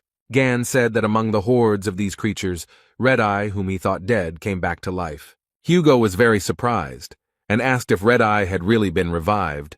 Lee said that what they saw during the raid was not his real body. Gan noted that the true form was hidden deep within, and even though he managed to win, everything was not so simple. The guy noted that the main thorn in his side was not the red-eyed one, but the tower administrator, who again and again brought back to life all the lures he killed. Lee said he chopped everyone into pieces, and then he was overcome with the feeling that he would not escape from the tower, and the administrator enjoyed his torment. Having finished off the last one, he collapsed to the ground from exhaustion, and if his memory and feelings do not fail him, then at that moment he was already dead. Gan said he opened his eyes and found himself somehow outside the tower, and at that moment he was filled with a strange power. The guy said that he was sure that whoever hit him was well aware of the structure of the tower. He threw him into the lair of the lures, as if he knew what was waiting for him there. Lee noted that sooner or later he would get to those who had appropriated his property, but the one who had stabbed him in the back would receive a special punishment. Gan said he needed to prepare, make decent equipment. He called the workshop to create anything. The young man looked through the system messages and muttered something under his breath. The guy looked at the relics with a smile and then said that they just needed to be mixed together. Lee did not hesitate, but began to create a new relic, and the process began. A system message reported that a new relic had been created. A new entity, the false Crimson Horse, had been recreated. Lee looked at the relic and noticed that one like his was capable of developing on its own, and Hugo was only surprised. The man began to look closely at the relic and said that it was very valuable, so its design was simply disgusting. Lee screamed. Was Hugo making fun of him? Didn't he see how much material he had poured into this subject? Gan said that he had been thinking about making something for Otis with the remaining materials, but now he suddenly changed his mind. Hugo immediately said that the item had an elegant design. He is a true master in making beautiful relics. Lee replied that he would look at Otis's behavior, began to open the bag and said that the first thing to do was to somehow lure all the saints. Hugo asked how Lee would do this. Since the other constellations would hardly dare to leave their residences, Gan took out a chest and noted that this would be enough. Otis was very surprised because he saw the royal relic of Ares, the vault golden rune. The man opened his mouth in surprise and said that the royal relics were the most valuable artifacts one could ever find, and asked how Lee had obtained them. Lee said Hugo was the saint of the beggar constellation. He brought this thing to use as a wallet. The man shouted that his constellation was called wrong. Gan asked the man if he knew that high-grade relics required much more materials than regular ones, and now he could create high-grade relics. Otis spread his arms and asked how he would do this, since there was no one here who could activate it. Lee asked what about Hugo then, and he started shouting at the guy not to look at him like that and asked if they had forgotten that his sign was Sagittarius. The room became very quiet, and then Li Gang replied that Otis was telling the truth. The guy looked at the chest and said that he had a feeling that they would be able to activate it, and Hugo noted that it wouldn't work, and they needed to look for another way out. The man smiled, and Gan said that he had already sent an application to the news network. Hugo was surprised and asked the guy again what he had done and what he had sent to the news network, and he said that he would try differently. The young man became very angry and started shouting at Lee and asking him if he had gone crazy. Young people gathered in the Blue House. The elders were calling out their subordinates because they were unable to deal with one spider. The bishop of the Leo branch said that they should continue trading talismans and asked why they were getting into battles with the lures. The man told the bishop to refrain from such statements, and he said that he heard that the Spider Queen was killed by an unknown person. Then he asked if Li Gang had risen from the grave, but he was quickly killed. The Gemini branch bishop told the Leo branch bishop that he must be very fascinated by Li Gan's achievements. And he asked what was wrong with that, since Li Gang had destroyed that creature without much difficulty, and asked if the guy had seen the video of Russia burning. The guy with glasses said that Li was strengthened by the saints and gave him their best weapons. The bishop of the Lion branch laughed and said that they were not given the conditions. The Gemini branch bishop said that the Spider Queen was destroyed by them, the Gemini branch, at the cost of a high-ranking Templar's life. His partner started laughing and noticed that they, poor things, had paid a huge price, and he wanted to shake the poor thing's hand, but he was in the monster's stomach. The altercation continued, and an elderly man watched from the side, clenching his teeth. After a while, he frowned and thought that the Blue House had become a den for scumbags.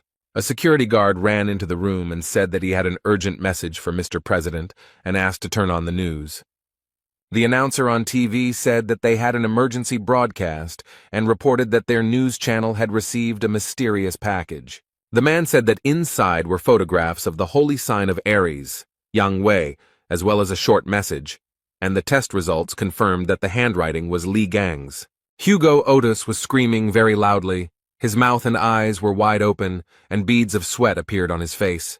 He asked Lee what he was thinking by sending something like that, and Gan said it was just an announcement, letting them know that their heads would soon be on his plate. Hugo clutched his head and said that Yang Wei's death itself was a huge problem, and Lee made it worse with his message. The guy lowered his head and calmly said that Yang Wei was not dead as everyone thought. Otis was very surprised, and Lee added that, to be more precise, it was hard to call Jan alive. Hugo didn't understand anything. He opened his eyes and mouth in surprise. Beads of sweat appeared on his face. The guy picked up the stuffed toy and told Otis that it was Yang Wei. The man thought that Li Gang was a complete scumbag. The man gritted his teeth and stuttered, asking if this toy was really Yang Wei. Lee replied that thanks to recent battles, his skills had improved slightly, and he had sealed his astral body into a toy. Hugo was very surprised. He could not believe that something like this was possible, and Lee said that this was not the main thing and gave the man a dagger. Gan told Otis that this was the dagger that was stabbed into his back, the weapon that was the reason for his imprisonment. Hugo took it in his hand and thought that this was the object that almost caused Gan's death, and the dagger, judging by its shape, was far from ordinary. Otis said that if Lee was injured by him, then it was definitely not Yang Wei. The guy asked if maybe he should apologize to Yang then. Gan told Hugo that he was going to visit the shopping mall, and then asked why he needed to do so. Lee replied that the pig said that she had seen a blade with a similar shape there, and asked Otis to lend him some clothes, which he did not refuse. The young man quickly changed his clothes and told slave number 2 to protect the house, and the man asked if he had slave number 1. The guy waved his hand and said that he would be back soon and called Otis slave number 1. He got very angry and started screaming like a madman.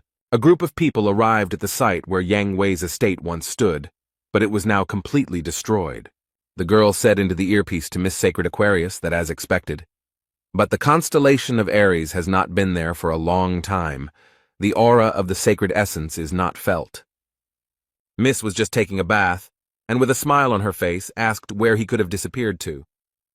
The security girl said that he most likely took his property and intentionally disappeared somewhere, and added that everything was very bad if he made deals with other saints. Sophie Mard was wondering where the bald, fat man had run off to, and the security guard asked if Yang Wei had been kidnapped by Li Gang, since there were rumors that he had returned. Miss Saint Aquarius began to laugh very cheerfully after these words. She could not stop for a long time. After some time, she let go and told her friend that it was a very stupid joke. The girl replied that she was very sorry, as she said it without thinking, then added that they would visit the shopping mall as they had planned earlier. She wanted to say something else about the auction, but Sophie's bathroom door opened and security shouted that they were in trouble. The girl informed Miss Saint that another saint had expressed a desire to take part in the auction, which surprised her greatly. There were guys in the sports club who were very scared, with beads of sweat on their faces. They came up behind Mr. Stephen as he was lifting the barbell and called him by name. One of the men said that they had received information that the relic, which belonged to Li Gang, would be auctioned off. The athlete threw the dumbbell on the floor in surprise, then smiled and asked if the time had really come. Stephen was incredibly happy. His eyes were shining, he said with a smile, that they would take the relic for themselves. Lee told Sun that the teleporter was a very convenient thing, and he noted that they were very expensive, but members of the Gemini branch could use them for free. The guys were standing near the relic trading complex and looking at the signs. There were a huge number of them there. Gan told the young man that he was grateful to him, because he needed the help of an expert, and he volunteered to help him.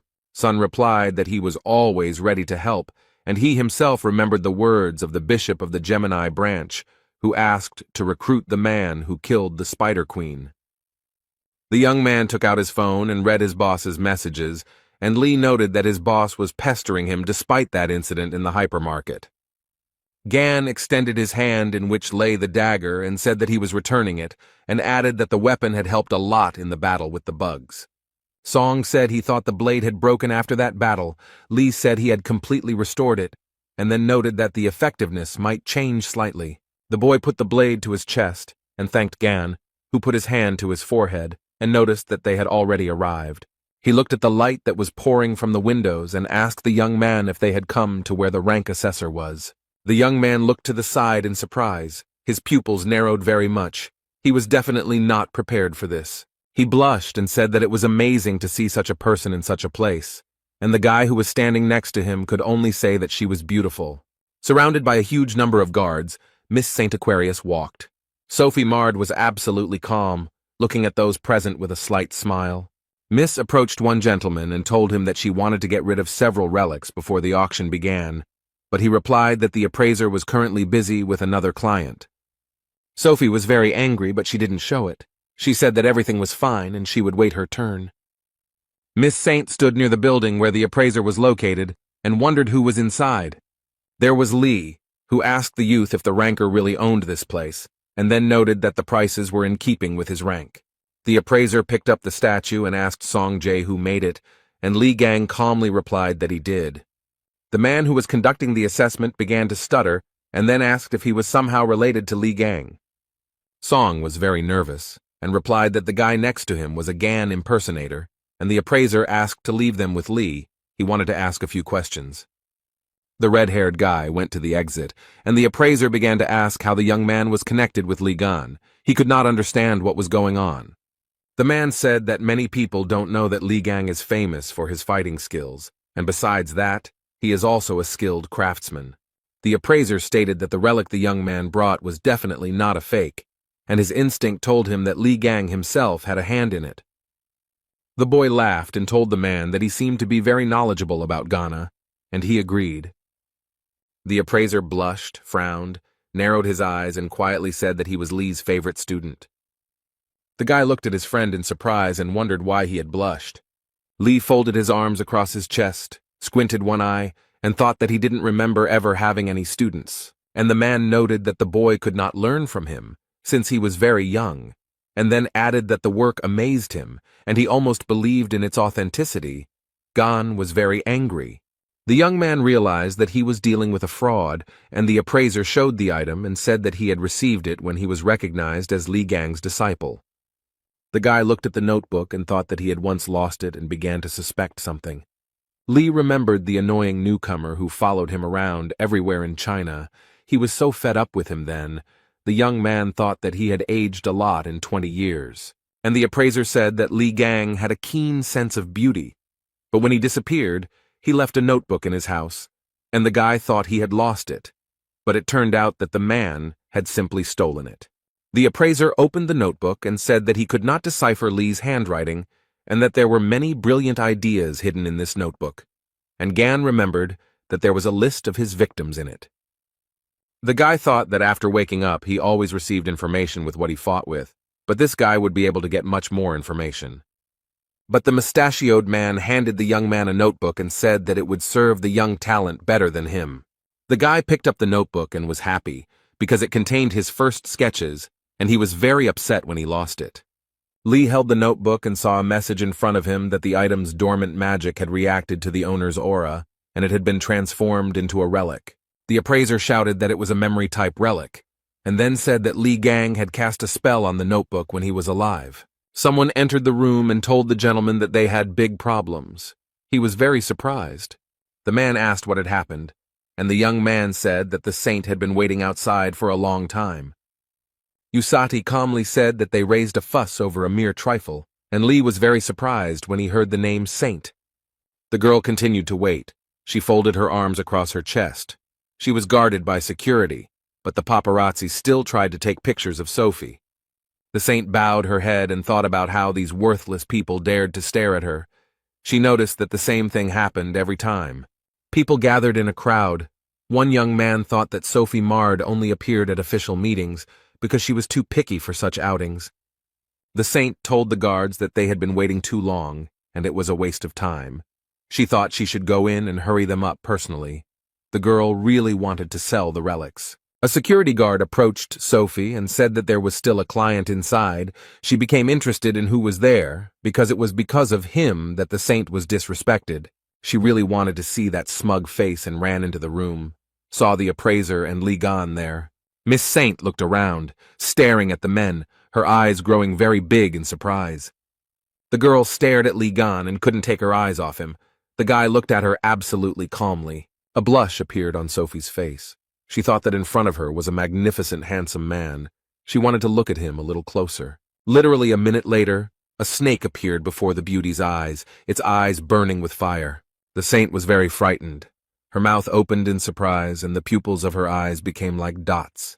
The girl was so frightened that she couldn't stand on her feet and fell to her knees.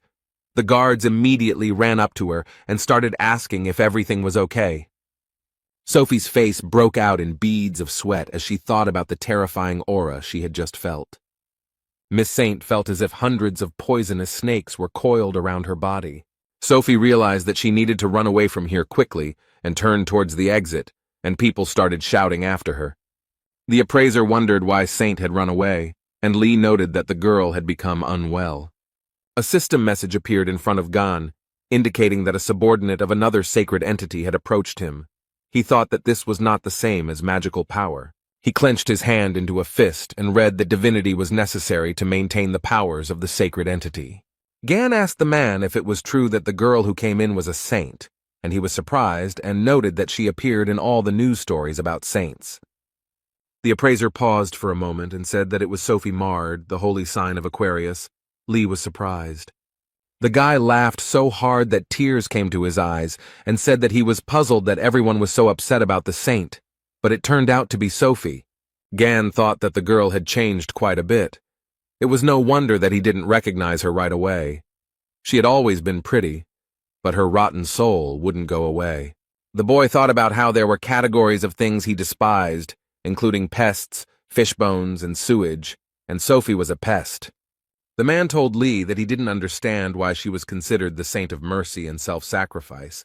The girl had a nasty character, and Gan laughed. Usati said that Sophie had once provided healing assistance to Lee, so she wanted to appropriate his property and the matter passed into the hands of the government. The appraiser told the boy that he thought Sophie would call his name and noted that they probably knew Saint.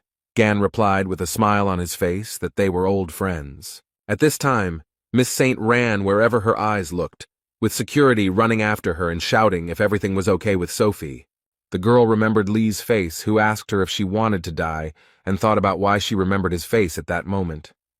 Sophie said that the magical aura that wanted to absorb her was similar to that person's aura, and noticed that she became very scared. Death did not frighten her so much. Miss Saint told the security guard to go back to the pawn shop and find out who the man was. The assistant asked about the appraiser. Sophie thought about something for a few seconds, and then with a smile on her face said that she had changed her mind. Miss Saint's eyes lit up with a blue fire. She became cheerful, and the girl told the security to finish them off. The assistant said that the appraiser was under the protection of the Virgo branch, and they still needed to sell him the relics, and Sophie said that they both deserved to be punished. She promised the security guard that she would hand her the relic and lend her a piece of the sacred essence, but she told her that magic cannot be used in the neutral zone. Sophie asked her assistant if she was refusing to carry out her orders and looked at her with a smile. The security guard replied that no, she would never dare, because the wish of a saint is the wish of a sacred entity, and the assistant knelt before Miss Saint and stretched out her hands to her. The security guard said that the wish of the sacred entity was the wish of the heavens themselves, and Sophie placed the ornament in her palm. The assistant said how she could resist the order of one of the 12 saints who support the whole world. Li Gang stood in the pawn shop, watched the dripping from the ceiling, and asked why their roof was leaking. Everything was ready in the relic trading complex. The main action was taking place in the central area.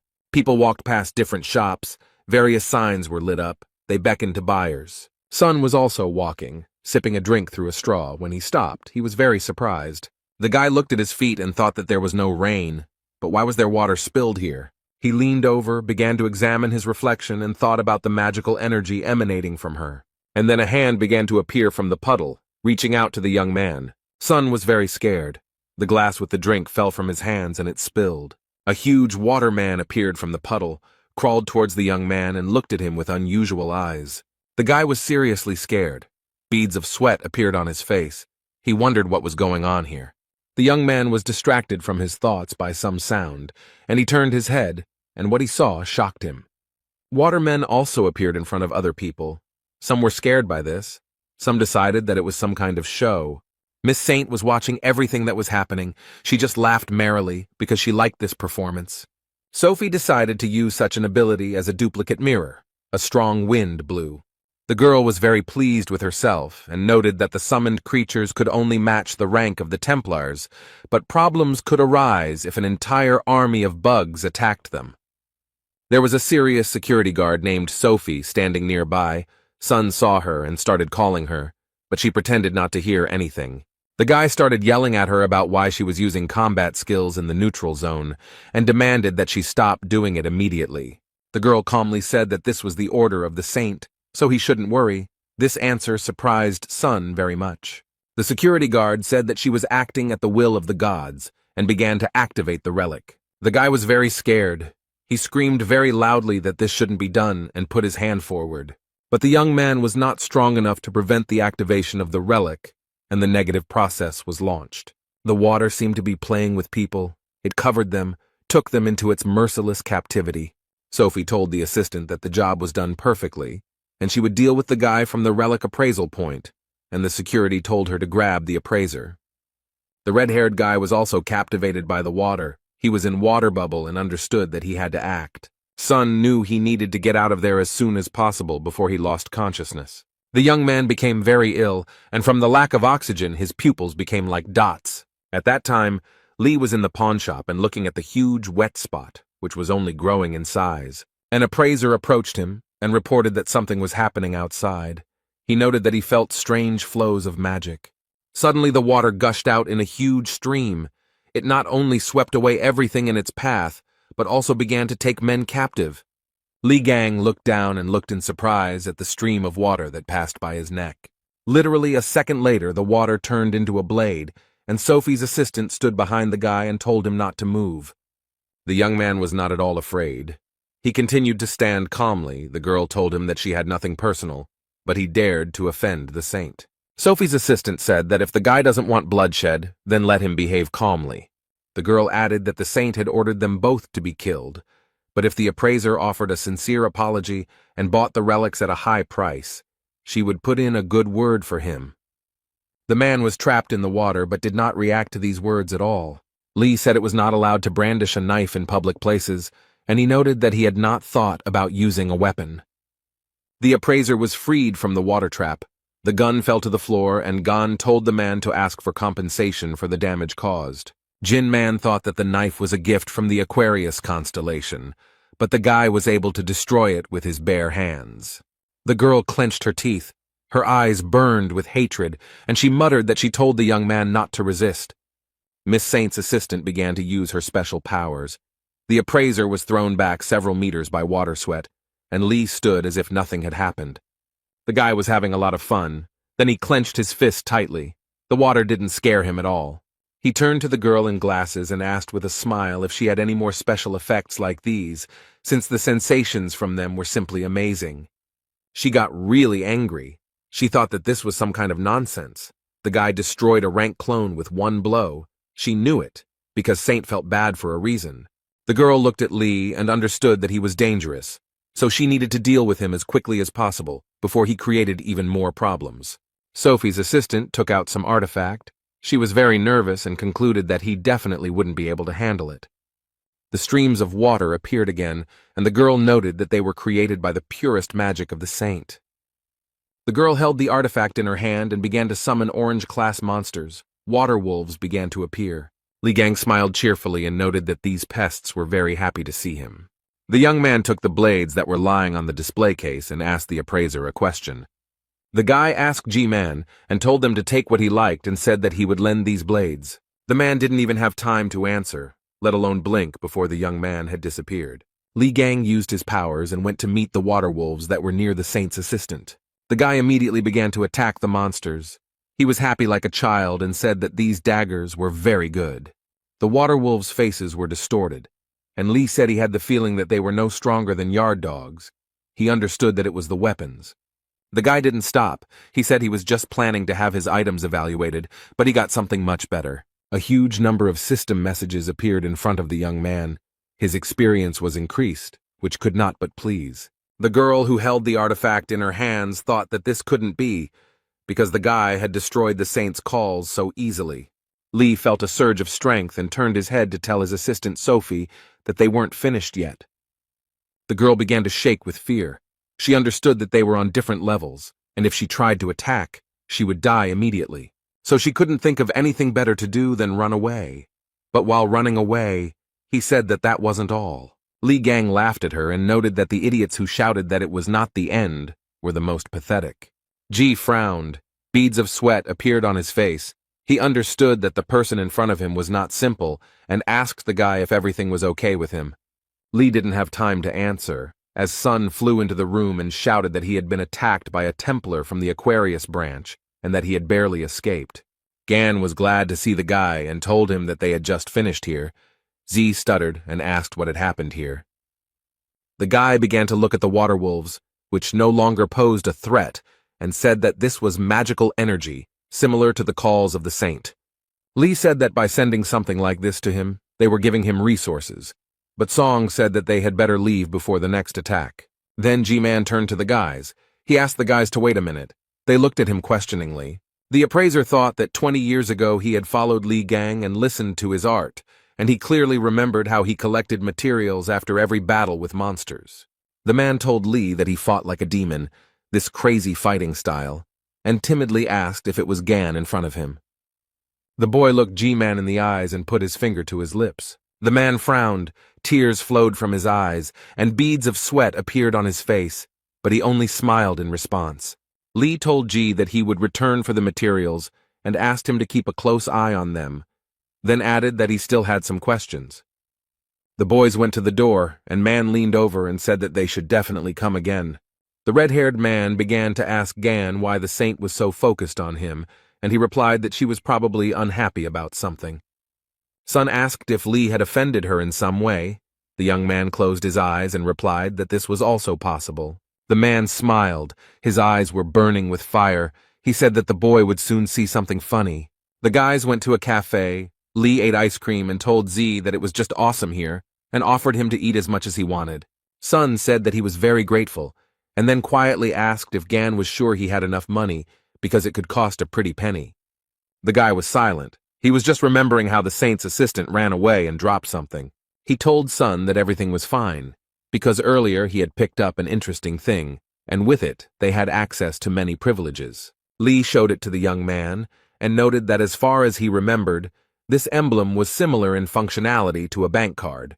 With it, he could also rent other people's skills. Sun looked at it in surprise, and said that he had not noticed before that it had the Aquarius emblem on it, and he himself thought that they might have problems, because it also serves as an identifier. Li was eating ice cream and told his friend to forget it and think about it after eating, while Song was wondering if he could eat it. A man with glasses walked into the cafe and told Z that he was glad to see him, and then remarked that he didn't think he liked the ice cream there. At first the boy couldn't understand who was talking to him, but he turned his head and saw Bishop Sun Hek. He smiled and asked if he could join them, but no one answered his question. The bishop placed his hand on Jae's shoulder, and Li looked at him and thought that this was the same boss who was bothering Sonu. Sun sat down at the table and said that he was glad to meet them, and introduced himself, and then turned to Gan and asked if Z had told him that he was unfriendly. Hek replied that the young man had told him that he had met a truly amazing person who had been able to defeat the Spider Queen, while Yang Wei had failed miserably. Li Gang continued to eat his ice cream, looked at the man, and then asked him what he had to do with all this. The bishop said one of his main tasks is to recruit promising awakened people. The young man was very surprised, and then asked Sun what he could offer him. He laughed and said that one of the 8 relics of Li Gang himself would be auctioned off, and suggested that they continue the conversation and enjoy the auction process. The guy was surprised, and thought that they were playing a prank on his relics. Sun knows how to intrigue. The boy replied that it all sounded quite interesting, and then asked how far the auction house was from here, and Song told him to wipe the ice cream off his face first.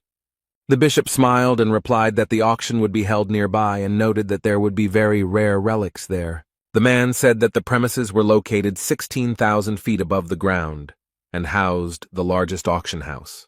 In the floating city of Drachma, there was a large auction house of Drachma. It was very tall. Miss Saint was sitting in one of the chairs in the room, hugging herself with her arms and shaking violently. She didn't look very well. The girl was very upset. She was thinking about something. A man sitting nearby and holding a glass of drink in his hands noticed her. He was very angry and told Sophie to get lost if she planned to continue shaking in the corner. The saint looked at the speaker and thought that he was the same stupid and ill-mannered boor, but now she had to control herself. Sophie looked at the huge, muscular man and thought that he was very strong. He was able to surpass Li Gan. There was no place safer than next to him. Stephen Marker said that Li Gang's relic would definitely be his, and the saint would not even dare to lay claim to it. The man went to the exit, and Sophie asked where he was going. He replied that it was none of his business, let her sit and not move.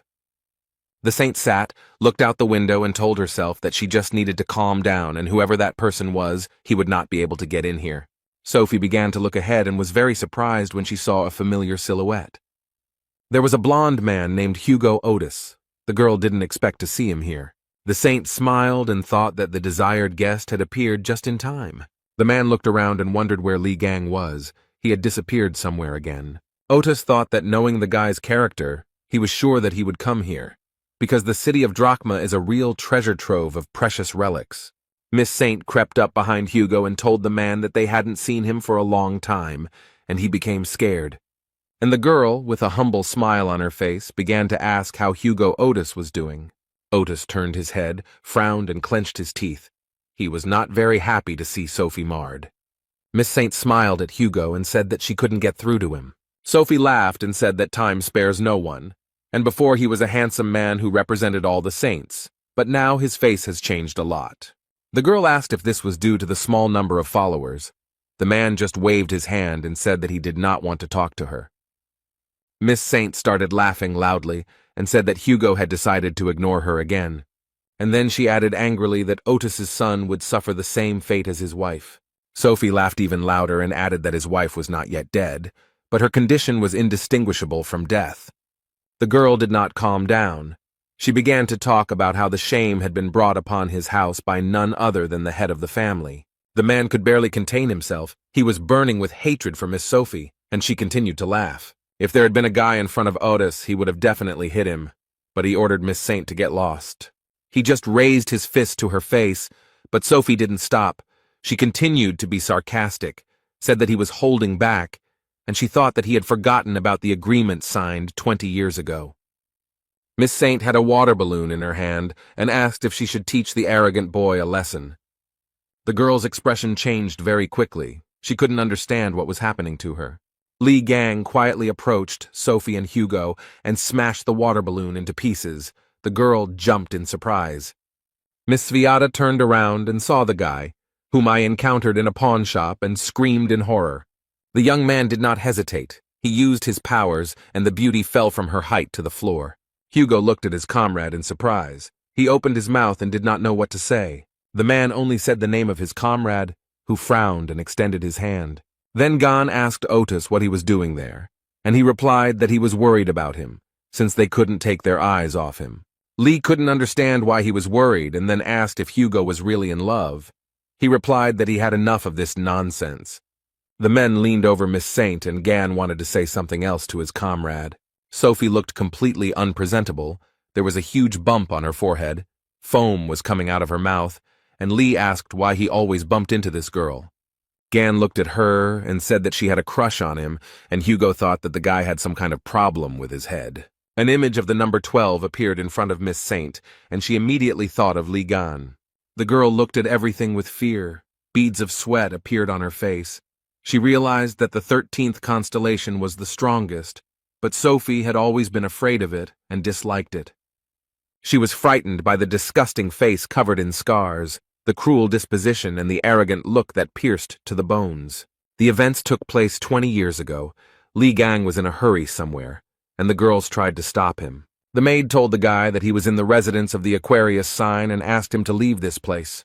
But he came very close to the woman and calmly told her to send, and she was very scared. She began to wring her hands and scream, asking how to understand such an attitude towards her. But Lee didn't care. Sophie walked up to the guy, folded her arms across her chest, and asked with hatred how Gan dared to break into her house. And she added that he should leave, but the guy did not stand on ceremony and hit the girl on the shoulder with all his might. The young man pulled her towards him, looked straight into her eyes, and asked if she wanted to die. He began to take his hand away, and Sophie stuttered and asked what he was doing and how long it would continue, since she had sent him to the rear to treat the injured. Miss Saint began to ask why he was idle, and the young man replied that many of those people were left without arms and legs because they tried to save her life. Lee took the girl's hand and said that she had talked about helping people when she came here, and replied that it was time to go and keep his promise. Sophie replied that what difference did it make if a couple more people died? On the contrary, they should be happy that they had the chance to save her, because she is a saint. Lee continued to pull the beauty by the hand, and she said that due to constant stress, she had developed problems with her facial skin, and she was not going to go there for the sake of stupid choirs. The young man stopped, turned his head, looked at the girl, and then asked what she said. Sophie thought about Lee's smell of sweat and told him to get lost, because she had to put on makeup before she had an interview. Miss Saint began to pull her hand out of the guy's hand and screamed at him to let her go. She rubbed her wrist and asked why he had squeezed it so hard and thought about how Gan's hand was so dirty. The guy couldn't control himself after all these words and hit the girl in the face with all his might. Even outside the palace, Lee could be heard screaming. If the girl weren't a parasite, she might be reachable, but he wouldn't get anywhere until he beat all the rot out of her. Gan had forced the girl to treat the wounded and she had hated him, and now the guy was standing over her and asking if she had been sleeping for too long. When Miss Saint came to, she was seated on a chair and tied up so that she would not kick. Lee sat down opposite Sophie and looked at her without taking his eyes off her. She stared at the young man. After a few minutes, the girl screamed loudly to be untied immediately and began to ask how they dared to treat the saint like that. Lee calmly said that Sophie hadn't changed a bit in 20 years and asked how she managed it, and Otis noted that he was also wondering the same thing. Miss Saint cursed silently and thought that they wouldn't get away with this just like that, because she was no longer the weak girl she used to be. She began to use force and thought that it would not be difficult for her to melt the rope that was on her hands. The girl narrowed her eyes and thought that men would not be able to keep her with something like that, unless she managed to meet Stephen Marker. The flow of thoughts was interrupted by a juicy flick that Sophie gave Lee. The girl screamed in pain and surprise. Gan told Miss Saint that it was written on her face that she was up to something. The guy looked at his finger, from which smoke was coming, and asked what was going on. Sophie started laughing and happily called Lee stupid because he didn't realize that she had an acid layer on her to protect her from all outside attacks. The girl said that the acid would spread throughout his body and eat away at the guy from the inside. He started screaming for her to forgive him, and then said that she had imagined this. Sophie said that this was the absolute protection of the Aquarius constellation, and the young man showed her his middle finger, on which the wound from the acid had already disappeared. The girl's face was covered in beads of sweat. She screamed and thought about how the melted tissues were restored so instantly, because this is real cheating. And Gan called Sophie a parasite, and said that it was time to remember everything that happened between them. He noted that he heard how she lied to everyone, and for this, she would receive one blow. The guy noticed that it was she who sent her subordinate to the appraiser, for which 5 more blows are added, and asked what she said to Otis, and said that for this, another 50 blows are added. Miss Saint asked Lee to stop, a request that surprised him greatly.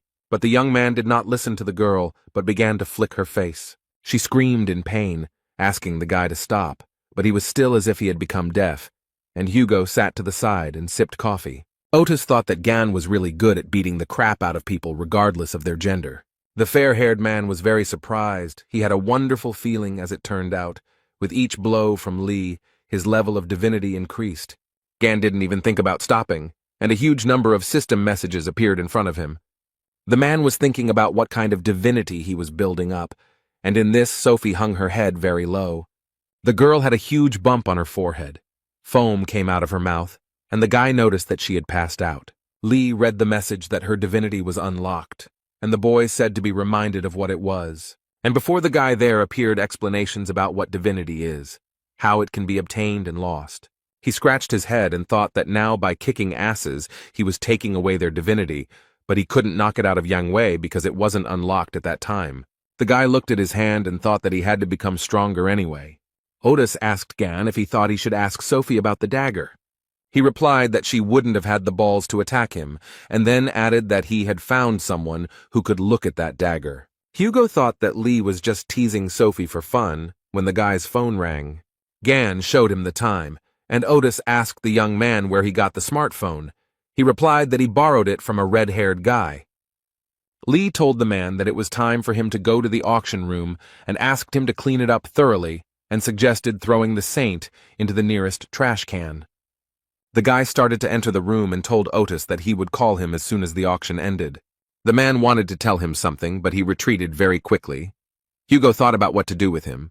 Someone entered the room and the young man asked him what he was doing there. Otis wondered why, of all the people, the one who was definitely not expected was here. It was Stephen Marker. He put his hands behind his back and began to look around the room and naturally saw Miss Saint. Hugo looked at him, his forehead furrowed and his lips pressed tightly together, but he said nothing. Marker was very angry. He frowned, his eyes were burning with fire, and he told Otis that he had to explain himself. The jock started to take off his glasses and said that he and Otis had not seen each other for a very long time. Stephen frowned so much that his veins bulged, and then said that Sagittarius didn't seem very happy to see them. Hugo calmly asked Marker what he was doing there, and he replied that he and Aquarius had made a deal. Sophie had asked him to be her bodyguard. The man said he had some business in Drachma, and he agreed, and Miss Saint was still sitting unconscious, tied to the chair. Stephen said that it was his turn to ask questions, and asked why Otis was here. He replied that he also had his own business.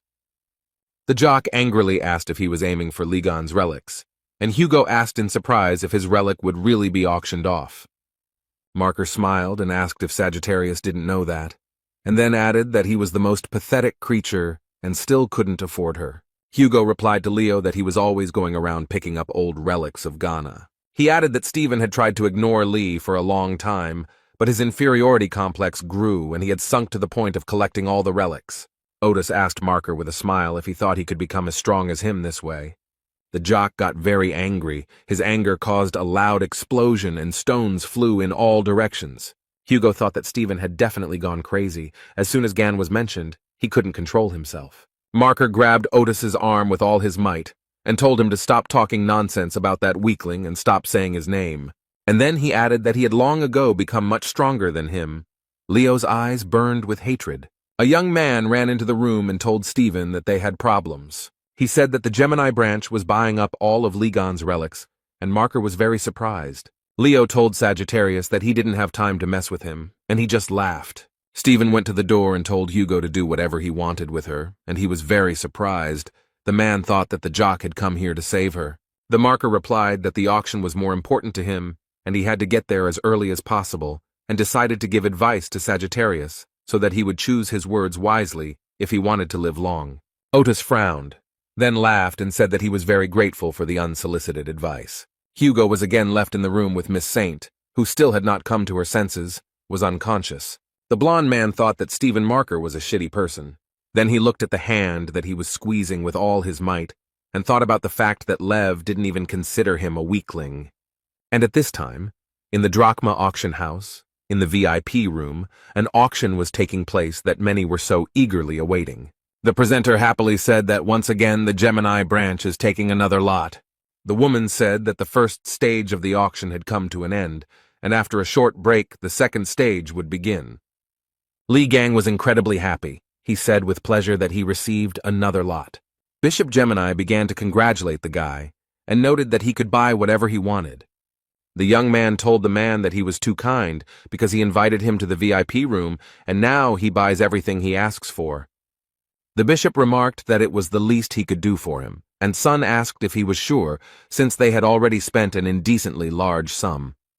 The man smiled and said that everything was fine and asked Sun to pay for the alcohol, as he had forgotten his card, and he would send the money later. Z agreed, and thought to himself that he had already forked out a lot of money today, but he couldn't object since his boss had asked for help.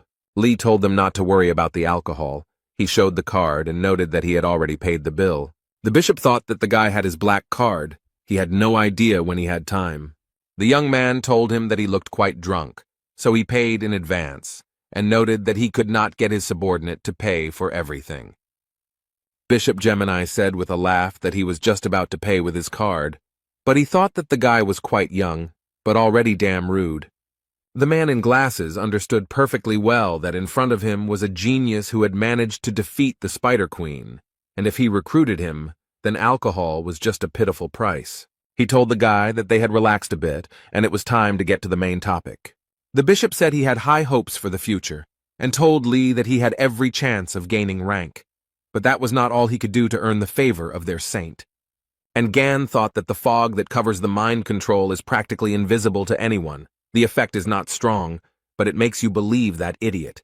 The man with glasses said that the boy could become a cardinal, but that was not the end. The bishop noted that the most important thing that awaits the young man is, of course, wealth and fame. The man added that the guy will also receive the respect of the great leader of Gemini. All this can easily become his. The bishop did not stop talking. He extended his hand to Lee and told him to take it in order to be reborn as a follower of the constellation Gemini. The young man listened very attentively to the man in glasses without interrupting, and then began to laugh. Lee noted that he had been laughing too much lately, and then noted that that was exactly what Bishop Gemini wanted from him. And then they added that they wanted him to become another lackey of his worthless god. The man could not understand why the man was angry, because he had always behaved with him as expected, and he decided that he needed to change the subject and said that there was a misunderstanding. Someone outside the door said that he had brought them the relic he had won, and the bishop thought that this was very opportune.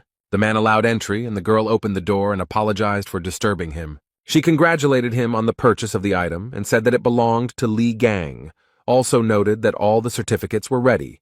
The guy thought that all this was so unusual. Bishop Gemini frowned and asked the boy if he had won one of Li Gan's relics. The young man replied that the man himself told him to choose whatever he wanted, and then added that it was not exactly what he was looking for, but it would certainly be useful to him. The guy with glasses thought that Stephen was obsessed with them, that they couldn't even afford to touch these relics, and said that she already had an owner. At this time, someone started to knock down the doors to the VIP room. He did it with his feet. The person apparently did not have the patience to just knock. Everyone in the room turned their heads to look at the person who had knocked down the door. Stephen Market burst into the room. He frowned, clenched his teeth, wanted to ask something, but fell silent for a second. Leo's pupils became like dots, and he began to ask who dared to touch his relics. Lee looked at the jock, then wondered if Stephen had accidentally laid claim to that relic.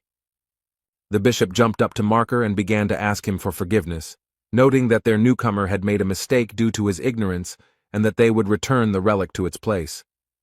Lev calmed down and said that this time he would close his eyes. He told them to take the relic and put it back where it came from. The bishop thanked Stephen and said he could pay later, and he looked at the man intently. And then he said that he didn't have to spend his own money on the relic. Heck was very surprised by such impudence. He asked what Marker meant, and he put his hand on his head, saying that he wouldn't pay a penny for it, that it was a punishment for son who touches other people's things. The bishop was shaking with fear, and thought that because of a small mistake, they would be left without tens of millions of dollars. Li Gang turned his head towards the men and asked what the hell they were talking about. He smiled and noted that he had won the auction and all the relics were now his, and if Marker wanted to take them, he had to pay $200 million. Stephen pressed his lips tightly together, frowned, and began to stare at the guy. He started laughing heartily and said that he thought that the Gemini branch was full of cowards, and noted that the guy had balls of steel. Hen thought that the guy couldn't wait to die. Leo pushed the bishop away, went to the young man and said that he liked him like that. Must be a real man. He stopped near the sofa where Lee was sitting and noted that their meeting was not accidental and suggested that they get acquainted. Stephen noticed that when he met interesting people, he always greeted them warmly, and for the young man this would be quite shocking. Gan looked up at his opponent and asked him what he was talking about, while he thought that this guy had managed to slightly increase his strength. He understood that this was to be expected from the constellation Leo. It specializes in battles, which cannot be said about the constellations Aquarius and Aries. Lee looked at Stephen and thought that he would not calm down until he tore someone apart. The young man looked calmly at Marker and thought that he was an evil bastard. The lion approached the young man and used his power against him. It was so unexpected. Songjae started running to help his friend. The guy was very scared. Hen cursed, but he thought that the guy had provoked Stephen Marker, and he frowned, smiled slyly, and said that it was funny, and also added that he hoped that the guy would enjoy the rest of his life in a wheelchair. The jock put his hand on the guy's shoulder and began to press with all his might, and the guy asked what he was doing. The young man smiled and asked Stephen if he was trying to brush dust off his shoulder. The marker stood and looked at his opponent in surprise. He thought that the blow had hit the target. What had happened then? He asked the guy if he managed to dodge his skill using teleportation, and Gan replied that he didn't understand and added that Stephen was still as slow-witted as he had been. Lee smiled and said that the skill was called Crushing Cliff, and asked if he thought the skill he had developed would work on him. Gan's face changed, and he said that Lev had begged him to teach him and swore that he would use the skill only for good, but now he used it to boast of his strength. The marker opened his mouth in surprise and asked how he knew everything and who this person was. The guy didn't have time to answer the question, because the auction host appeared in the room and apologized for the delay and noted that bids would be accepted soon. Stephen asked in surprise if it was already time for the second stage, and Lee was thinking that another batch of his relics would be presented again. The jock stood up pointed his finger at the guy and said that he had a lot of questions for him, but right now he had more important things to do. Marker, leaving, told Lee not to lose the pendant and that he would return for it immediately after the auction. Sun approached Gan and asked if he was okay. He was very scared. Bishop Gemini looked at the guy and thought about how he managed to survive such an attack. Even he can't dodge the saint's skill. He looked at the young man and Zay, who was sobbing loudly, and thought about who was in front of them. The auction host said it was time to begin and announced that the highlight everyone had been waiting for with such impatience would be presented. She asked if those gathered knew about the Berlin Wolf incident that occurred 24 years ago. The phenomenon of the attracting misfortune appeared on the territory of Germany. It was a real hell, in which not only weapons but also armor melted. The 12 saints could not find a solution. The raids ended in failure. The hero Li Gang appeared, who defeated the invincible monster, and those present have a chance to become the owner of his relic. Stephen gritted his teeth, frowned, and thought about how the relic would finally become his. He had dreamed of this weapon for a very long time. The events took place 20 years ago. Journalists were in a helicopter above the island where the Berlin Wolf appeared. The press reported that 4 days had passed since the arrival of Li Gang, the 13th awakened. No one had come out since then, and the situation was unknown. Several saints tried to go inside to find out what was happening, but it was not an easy task. The man told one of the saints that they were all at their limit, and he looked at the man in surprise. He clasped his hands and thought about how Li Gang was able to get so far, how he could fight that creature. They couldn't get so close to it. The man thought about why he should even feel jealous towards a guy who wasn't even chosen by the gods. What was the difference between him and him? He still couldn't figure out what he was missing. When a guy came up to him and told him that Li Gang had appeared at the exit, the man furrowed his brow. His pupils became like dots, and he thought that this couldn't be. The journalists began to actively spread the news that Li Gang had returned alive. They insisted that the 13th awakened.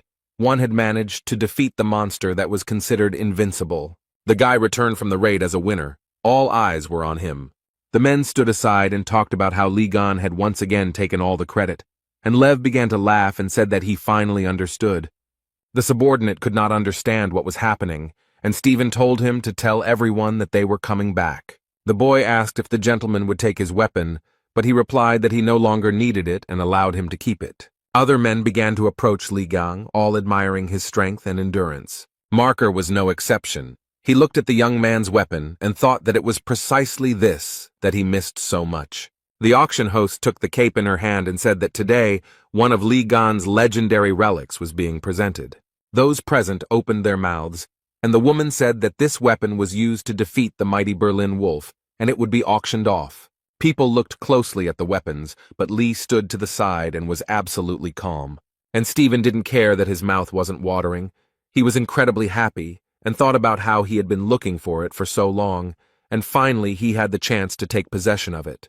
There was a huge bone under the glass, and Marker thought that this relic would make him truly the strongest. At this time, a huge monster woke up, and he insisted that he felt the relic of Ligana and its force. The auction host said with a smile on her face that those present could see one of the greatest artifacts and said that it was the bone of a demonic beast. Those present shouted that they could not believe what they were seeing with their own eyes. Someone said that they had read about her in the chronicles. The woman said that this was a powerful relic with historical and practical value and asked who would become its owner. Sun screamed that he couldn't believe that they were going to play a prank on her. Bishop noted that she would go to the constellation Leo, and Gon couldn't even imagine what kind of relic it was. He had actually used it once, but decided to ask Z about it. Lee started to ask something, but the red-haired guy grabbed his head with his hands and screamed at the top of his lungs that it was not the time to discuss anything. Hen was saying that he had to contact headquarters. They couldn't just give up this relic. Song was crying and Gan was mentally calling them names. The auctioneer, with a smile on her face, said it was time to get started and noted that the starting bid was $1 million. Those present quickly raised the stakes, as everyone wanted to own the relic. Li Gang stood to the side and only managed to read the system messages. There were a huge number of them. Sun grimaced and began to shout, why were people suddenly so alarmed and said that this was a legendary weapon created by the great Li Gang? Z quickly calmed down and calmly said that such a reaction from people was entirely expected.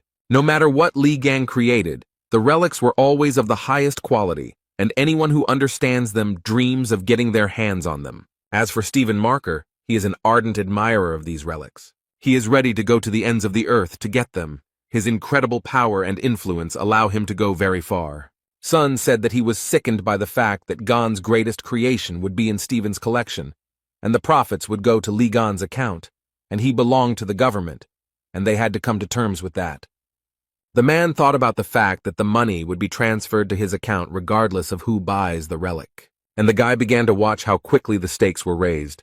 He was interested in how far they could go. Stephen Marker got tired of this mouse fight and shouted that he was betting $1 billion. The room became so quiet that everyone present opened their mouths in surprise. The jock started to descend the stairs and asked sarcastically if everyone had heard his bet. And then he happily added that he was buying the relic for $1 billion, or could raise the bid to $10 billion. The auctioneer was taken aback and began to stutter, as she had no idea that the bid would be so high. The people who were in the hall were in complete shock. They could not believe that Lev was ready to buy the relic for a whole $1 billion. The host started the countdown. Sun started shouting for the bishop to do something, but he understood perfectly well that they had no chance. And Li Gang calmly watched everything that was happening. It seemed like nothing at all upset him. The presenter banged the gavel and loudly announced that the final bet was $1 billion. The cleaners were passing by the room where the auction was being held. One told the other that something had been sold for $1 billion. The second replied that he was very interested in who this crazy person was. The man sighed heavily and noted that workers like them should not even dream of such sums, and said that he wanted something to change. Their wish came true very quickly. The guys saw a huge monster outside the window. One of the guys immediately said that he was taking his words back. The host of the event began to congratulate Stephen Marker and said that the holy sign of Leo was becoming a new owner. There was a huge number of people in the hall who were happy about Stephen's latest victory. How the room began to collapse right in front of Leo. It was all very unexpected. Marker did not let go of the relic. He raised his head, looked up, and thought about what was happening. The people who came to the auction realized that it was a sign of misfortune, and the monster claimed that he had found a relic.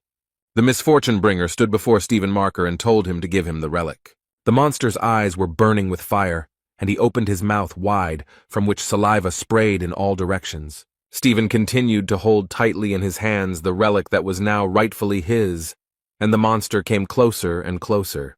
The man frowned, clenched his teeth, his eyes burned with hatred. He was not going to part with what he had dreamed of for so long. But the monster was not going to lag behind. He followed the man and destroyed everything in his path. The lion began to laugh cheerfully and said that he had never been so happy to see the one who was attracting him before. The man was very happy. He thought that this was a great chance to try out his new toy. Those around him tried to somehow stop Stephen, calling him by name, but he paid absolutely no attention to anything. Sun looked out the window and shouted loudly that the magic tower in the teleportation zone was destroyed. People were very scared. Someone was shouting that if the tower fell down, the island would not withstand it. The elderly man began to shout that it was necessary to stop the tower with all possible force in order to prevent a tragedy. A huge number of men, who were armed to the teeth, began to shout that they would help.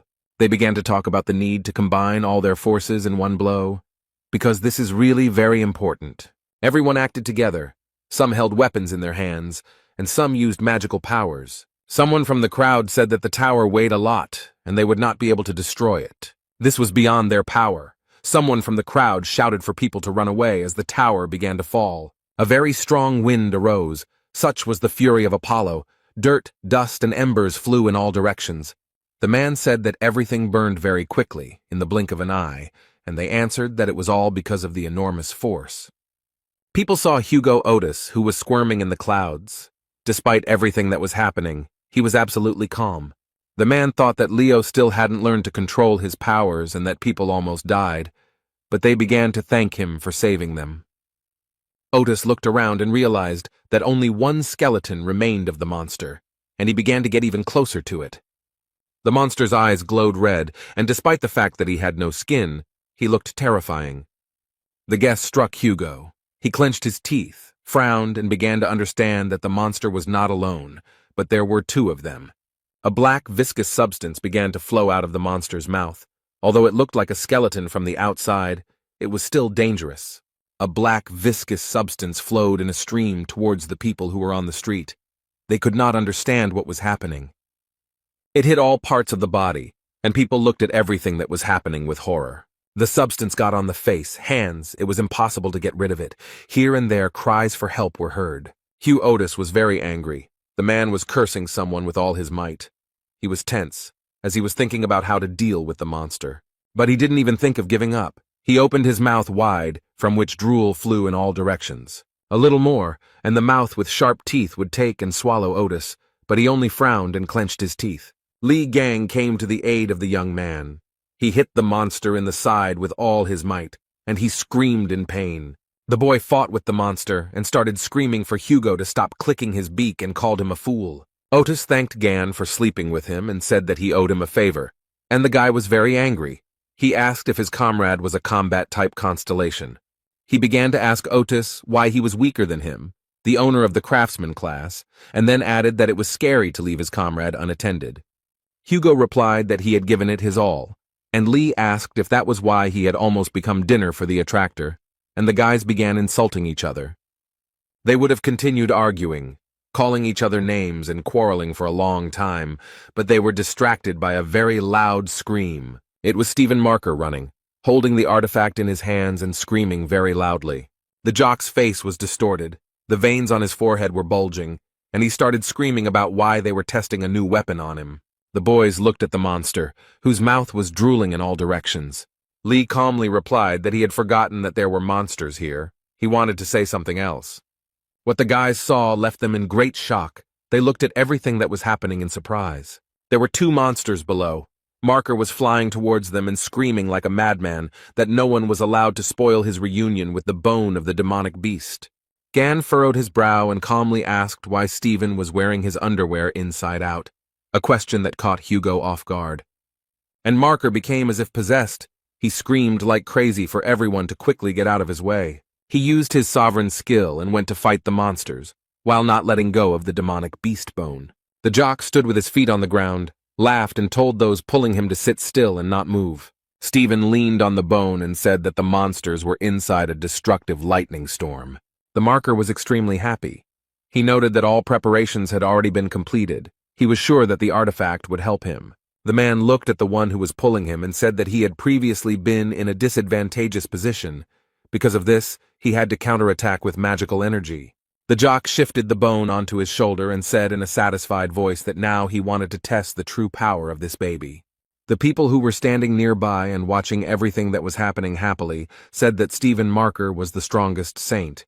He even surpassed Ligan's hero. The jock headed towards the puller, and the people shouted at him to destroy it, and then added that they were saved. Stephen swung the artifact at the monster and said that it was time for him to answer for all the mess he had caused. And the man struck the demonic beast with all his might on the head with a bone. And nothing happened. The monster stood calmly, only clenched his teeth. Stephen was perplexed. It became very quiet. After a few seconds, Marker screamed very loudly, his forehead furrowed very hard. And the one who was pulling him understood perfectly well that he was not in any danger, and began to attack the young man who dodged in different directions. The monster realized that the guy with the bone in his hands was not an opponent for him, and began to attack him. The jock wheezed in pain. After a strong blow, he fell down and thought about what happened, why Ligan's weapon didn't work, because there were direct hits on the entraining one. The guys started talking about whether they would be able to get out. The second one noted that they would not, since a sovereign skill was used, and it would take a long time to dispel it.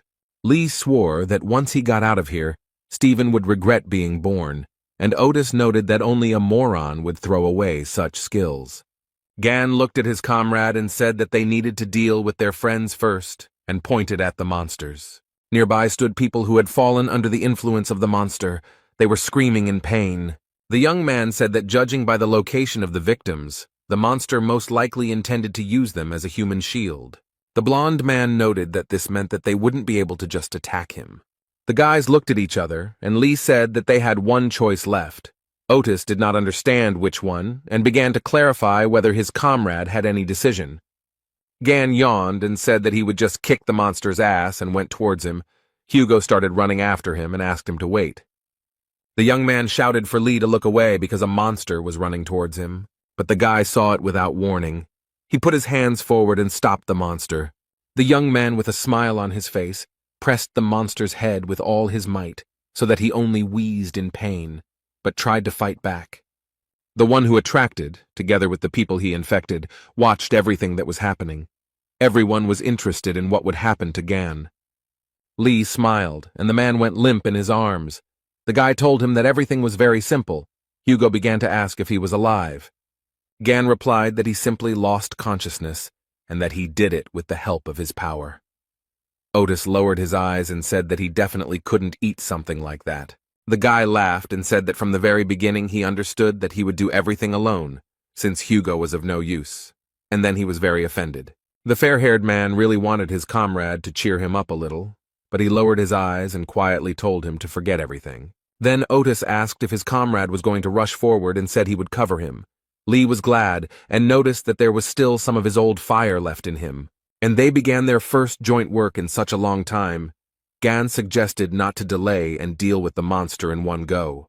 But first, Lee had to deal with the people the monster had infected and who were fiercely guarding it. The monster watched everything very carefully and began to growl because he did not like all of this. And after a while, it started running towards the guy and spewing out all its viscous, jelly-like poison. The young man continued to run forward, and with a smile on his face said that the monster was only trying in vain. The guy began to guess that the monster was targeting the townspeople who were behind him. People began to feel unwell.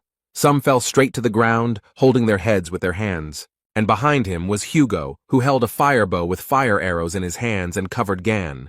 The guy felt his friend's support, and with a smile on his face told him that he was a good boy. Lee was already very close to the monster and told him to stop wasting his time and just give up. But the monster was not so accommodating. It twisted its mouth from which poison continued to ooze. Gan understood perfectly well that the monster would not give up, so he was ready to fight. He clenched his hand into a fist. He hit the monster with all his might and shouted very loudly for it to die quickly. Each subsequent blow was stronger than the previous one, and after some time the monster simply crumbled. Hugo ran up to Lee and said with a smile on his face that, as expected, he dealt with him very quickly. The guy noted that the people who fell under the influence of the monster should come to their senses very soon, and the fair-haired man exhaled. The young man put his hand on his side, and it suddenly glowed with a greenish fire. The man who was standing nearby was very surprised by this. Gan began to examine his hand and thought about what it all meant, and on his palm he could see the silhouette of Ophiuchus. The young people looked up and saw a huge number of system messages. Lee looked at them very carefully. He was interested in the fighting instinct. He thought about the fact that this skill requires a certain charge of divine energy.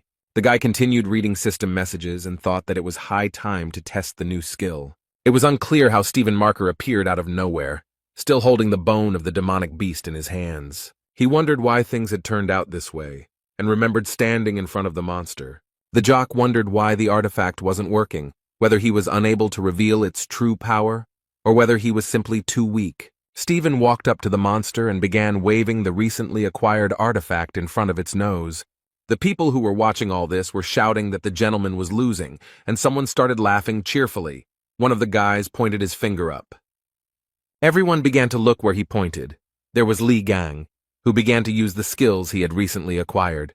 Marker raised his head up and couldn't understand how this was all possible because his sovereign skill was broken. The monster realized that there was danger in front of him and told himself that first of all, he needed to kill them. Gan looked at him from under his forehead, frowned. His pupils became like dots and he told the monster to shut up. A few minutes later, the monster's huge body lay on the ground, wheezing in pain and humiliation. He asked Lee how it could be that a person had such enormous power. With the last of his strength, the monster said that it was most likely not a human being in front of him. Gan leaned over the dragon and asked him what the hell he was muttering under his breath. The guy used his special power, a strong wind blew, which lifted huge stones up like fluff. Marker watched all this from the side and thought that he simply did not believe his eyes. He gritted his teeth, frowned. Beads of sweat appeared on his face and thought that there was only one person in the world who could possess such power. The man began to guess that it was Li Gang, who stood opposite him and smiled sweetly at Marker. The guy smiled and said that he was very glad to meet the lousy lion cub again, and added that he had a lot of fun while he was gone. Stephen stood opposite. He was shaking with fear and said through his teeth that this was all nonsense. The muscle man shouted very loudly that the guy standing in front of him could not be Li Gang. The guy grabbed the bone of the demonic animal and asked if Marker liked his toy, and he growled like a tiger in response. The young man squeezed the bone with all his might and it shattered into small pieces in all directions. Li gave Stephen a sardonic smile and said he had done it by accident, then said the piece of bone was too brittle. Marker looked at what was left of the relic and began to scream like a madman. Gan told the jock that he had wasted so much time and effort, and now it was his turn to punch him. Stephen Marker yelled at the top of his lungs for the boy to stop, but he didn't listen.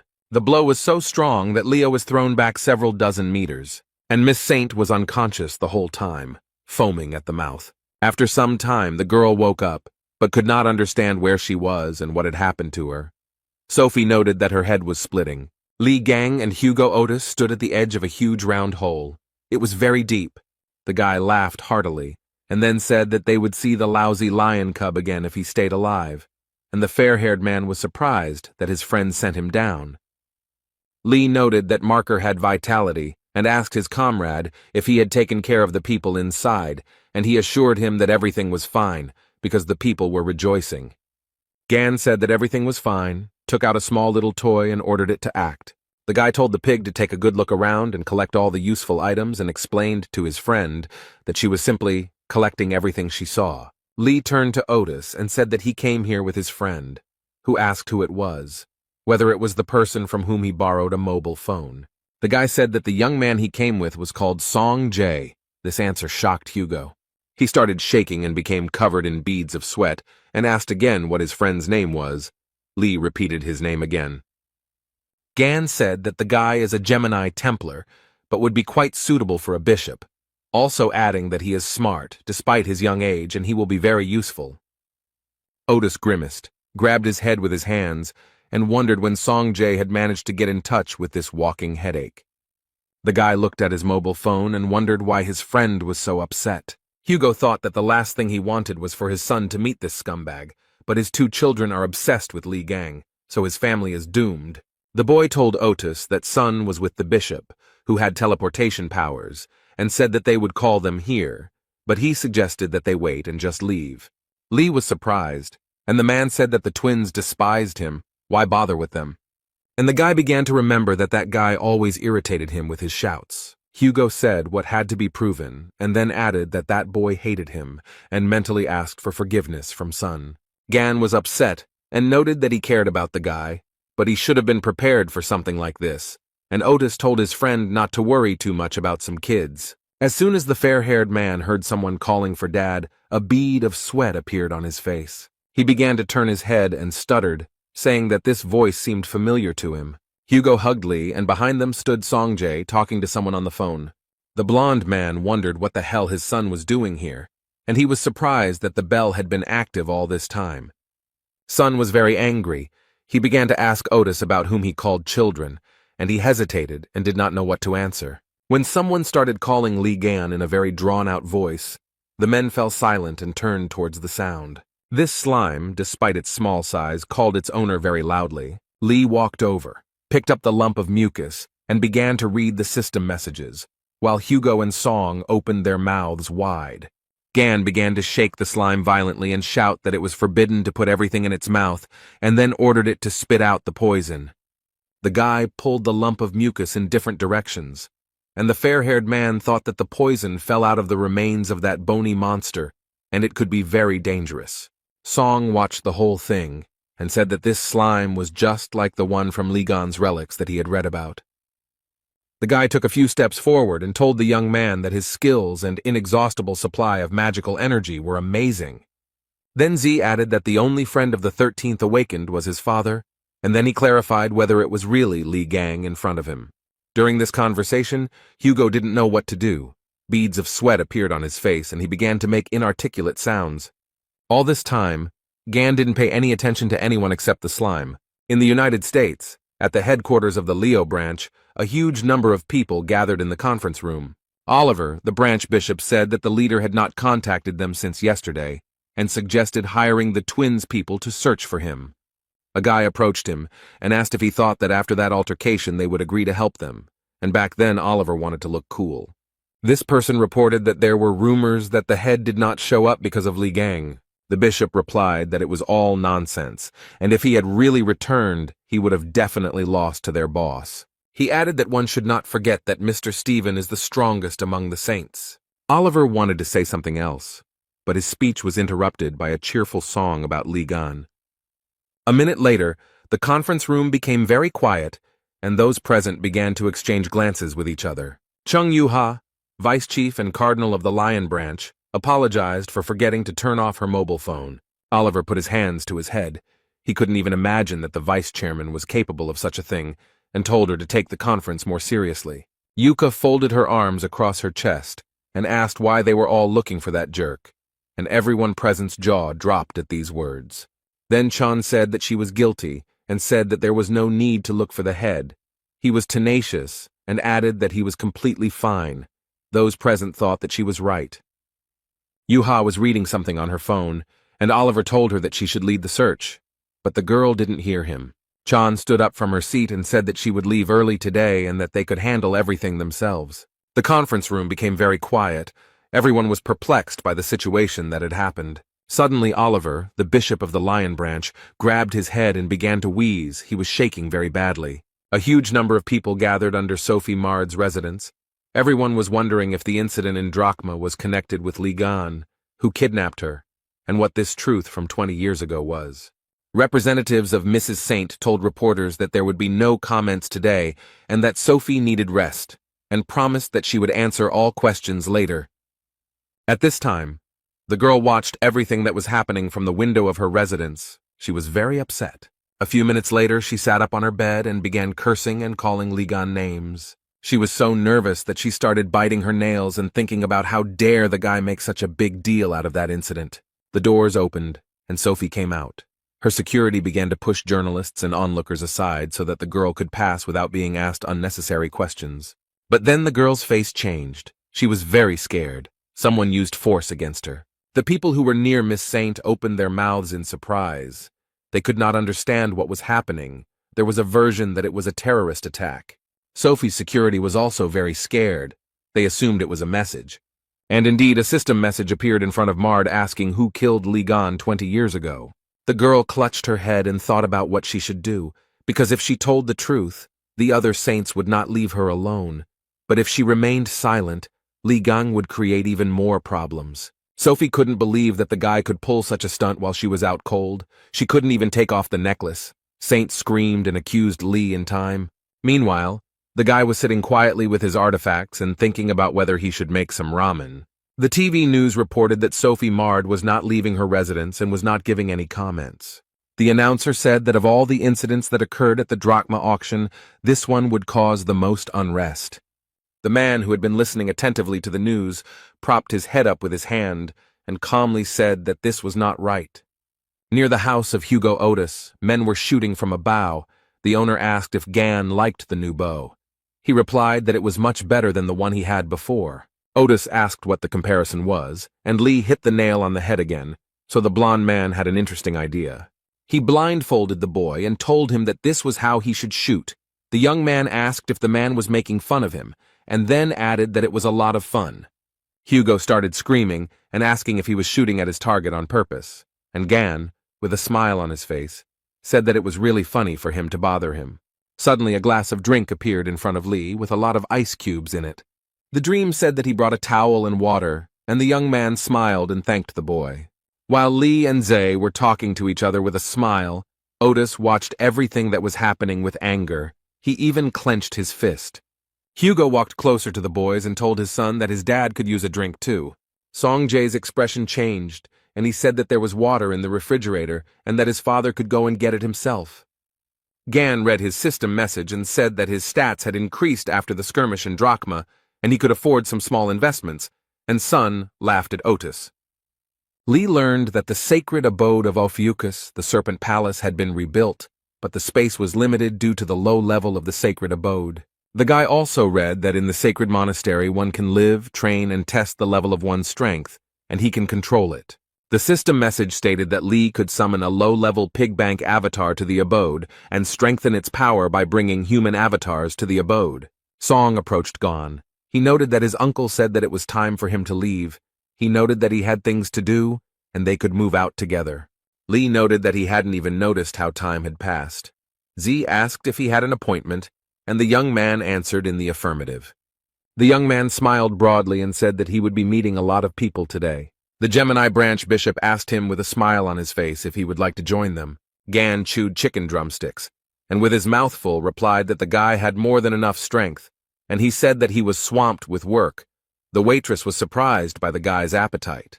Hen said he was indeed busy, but hiring promising people was always a priority.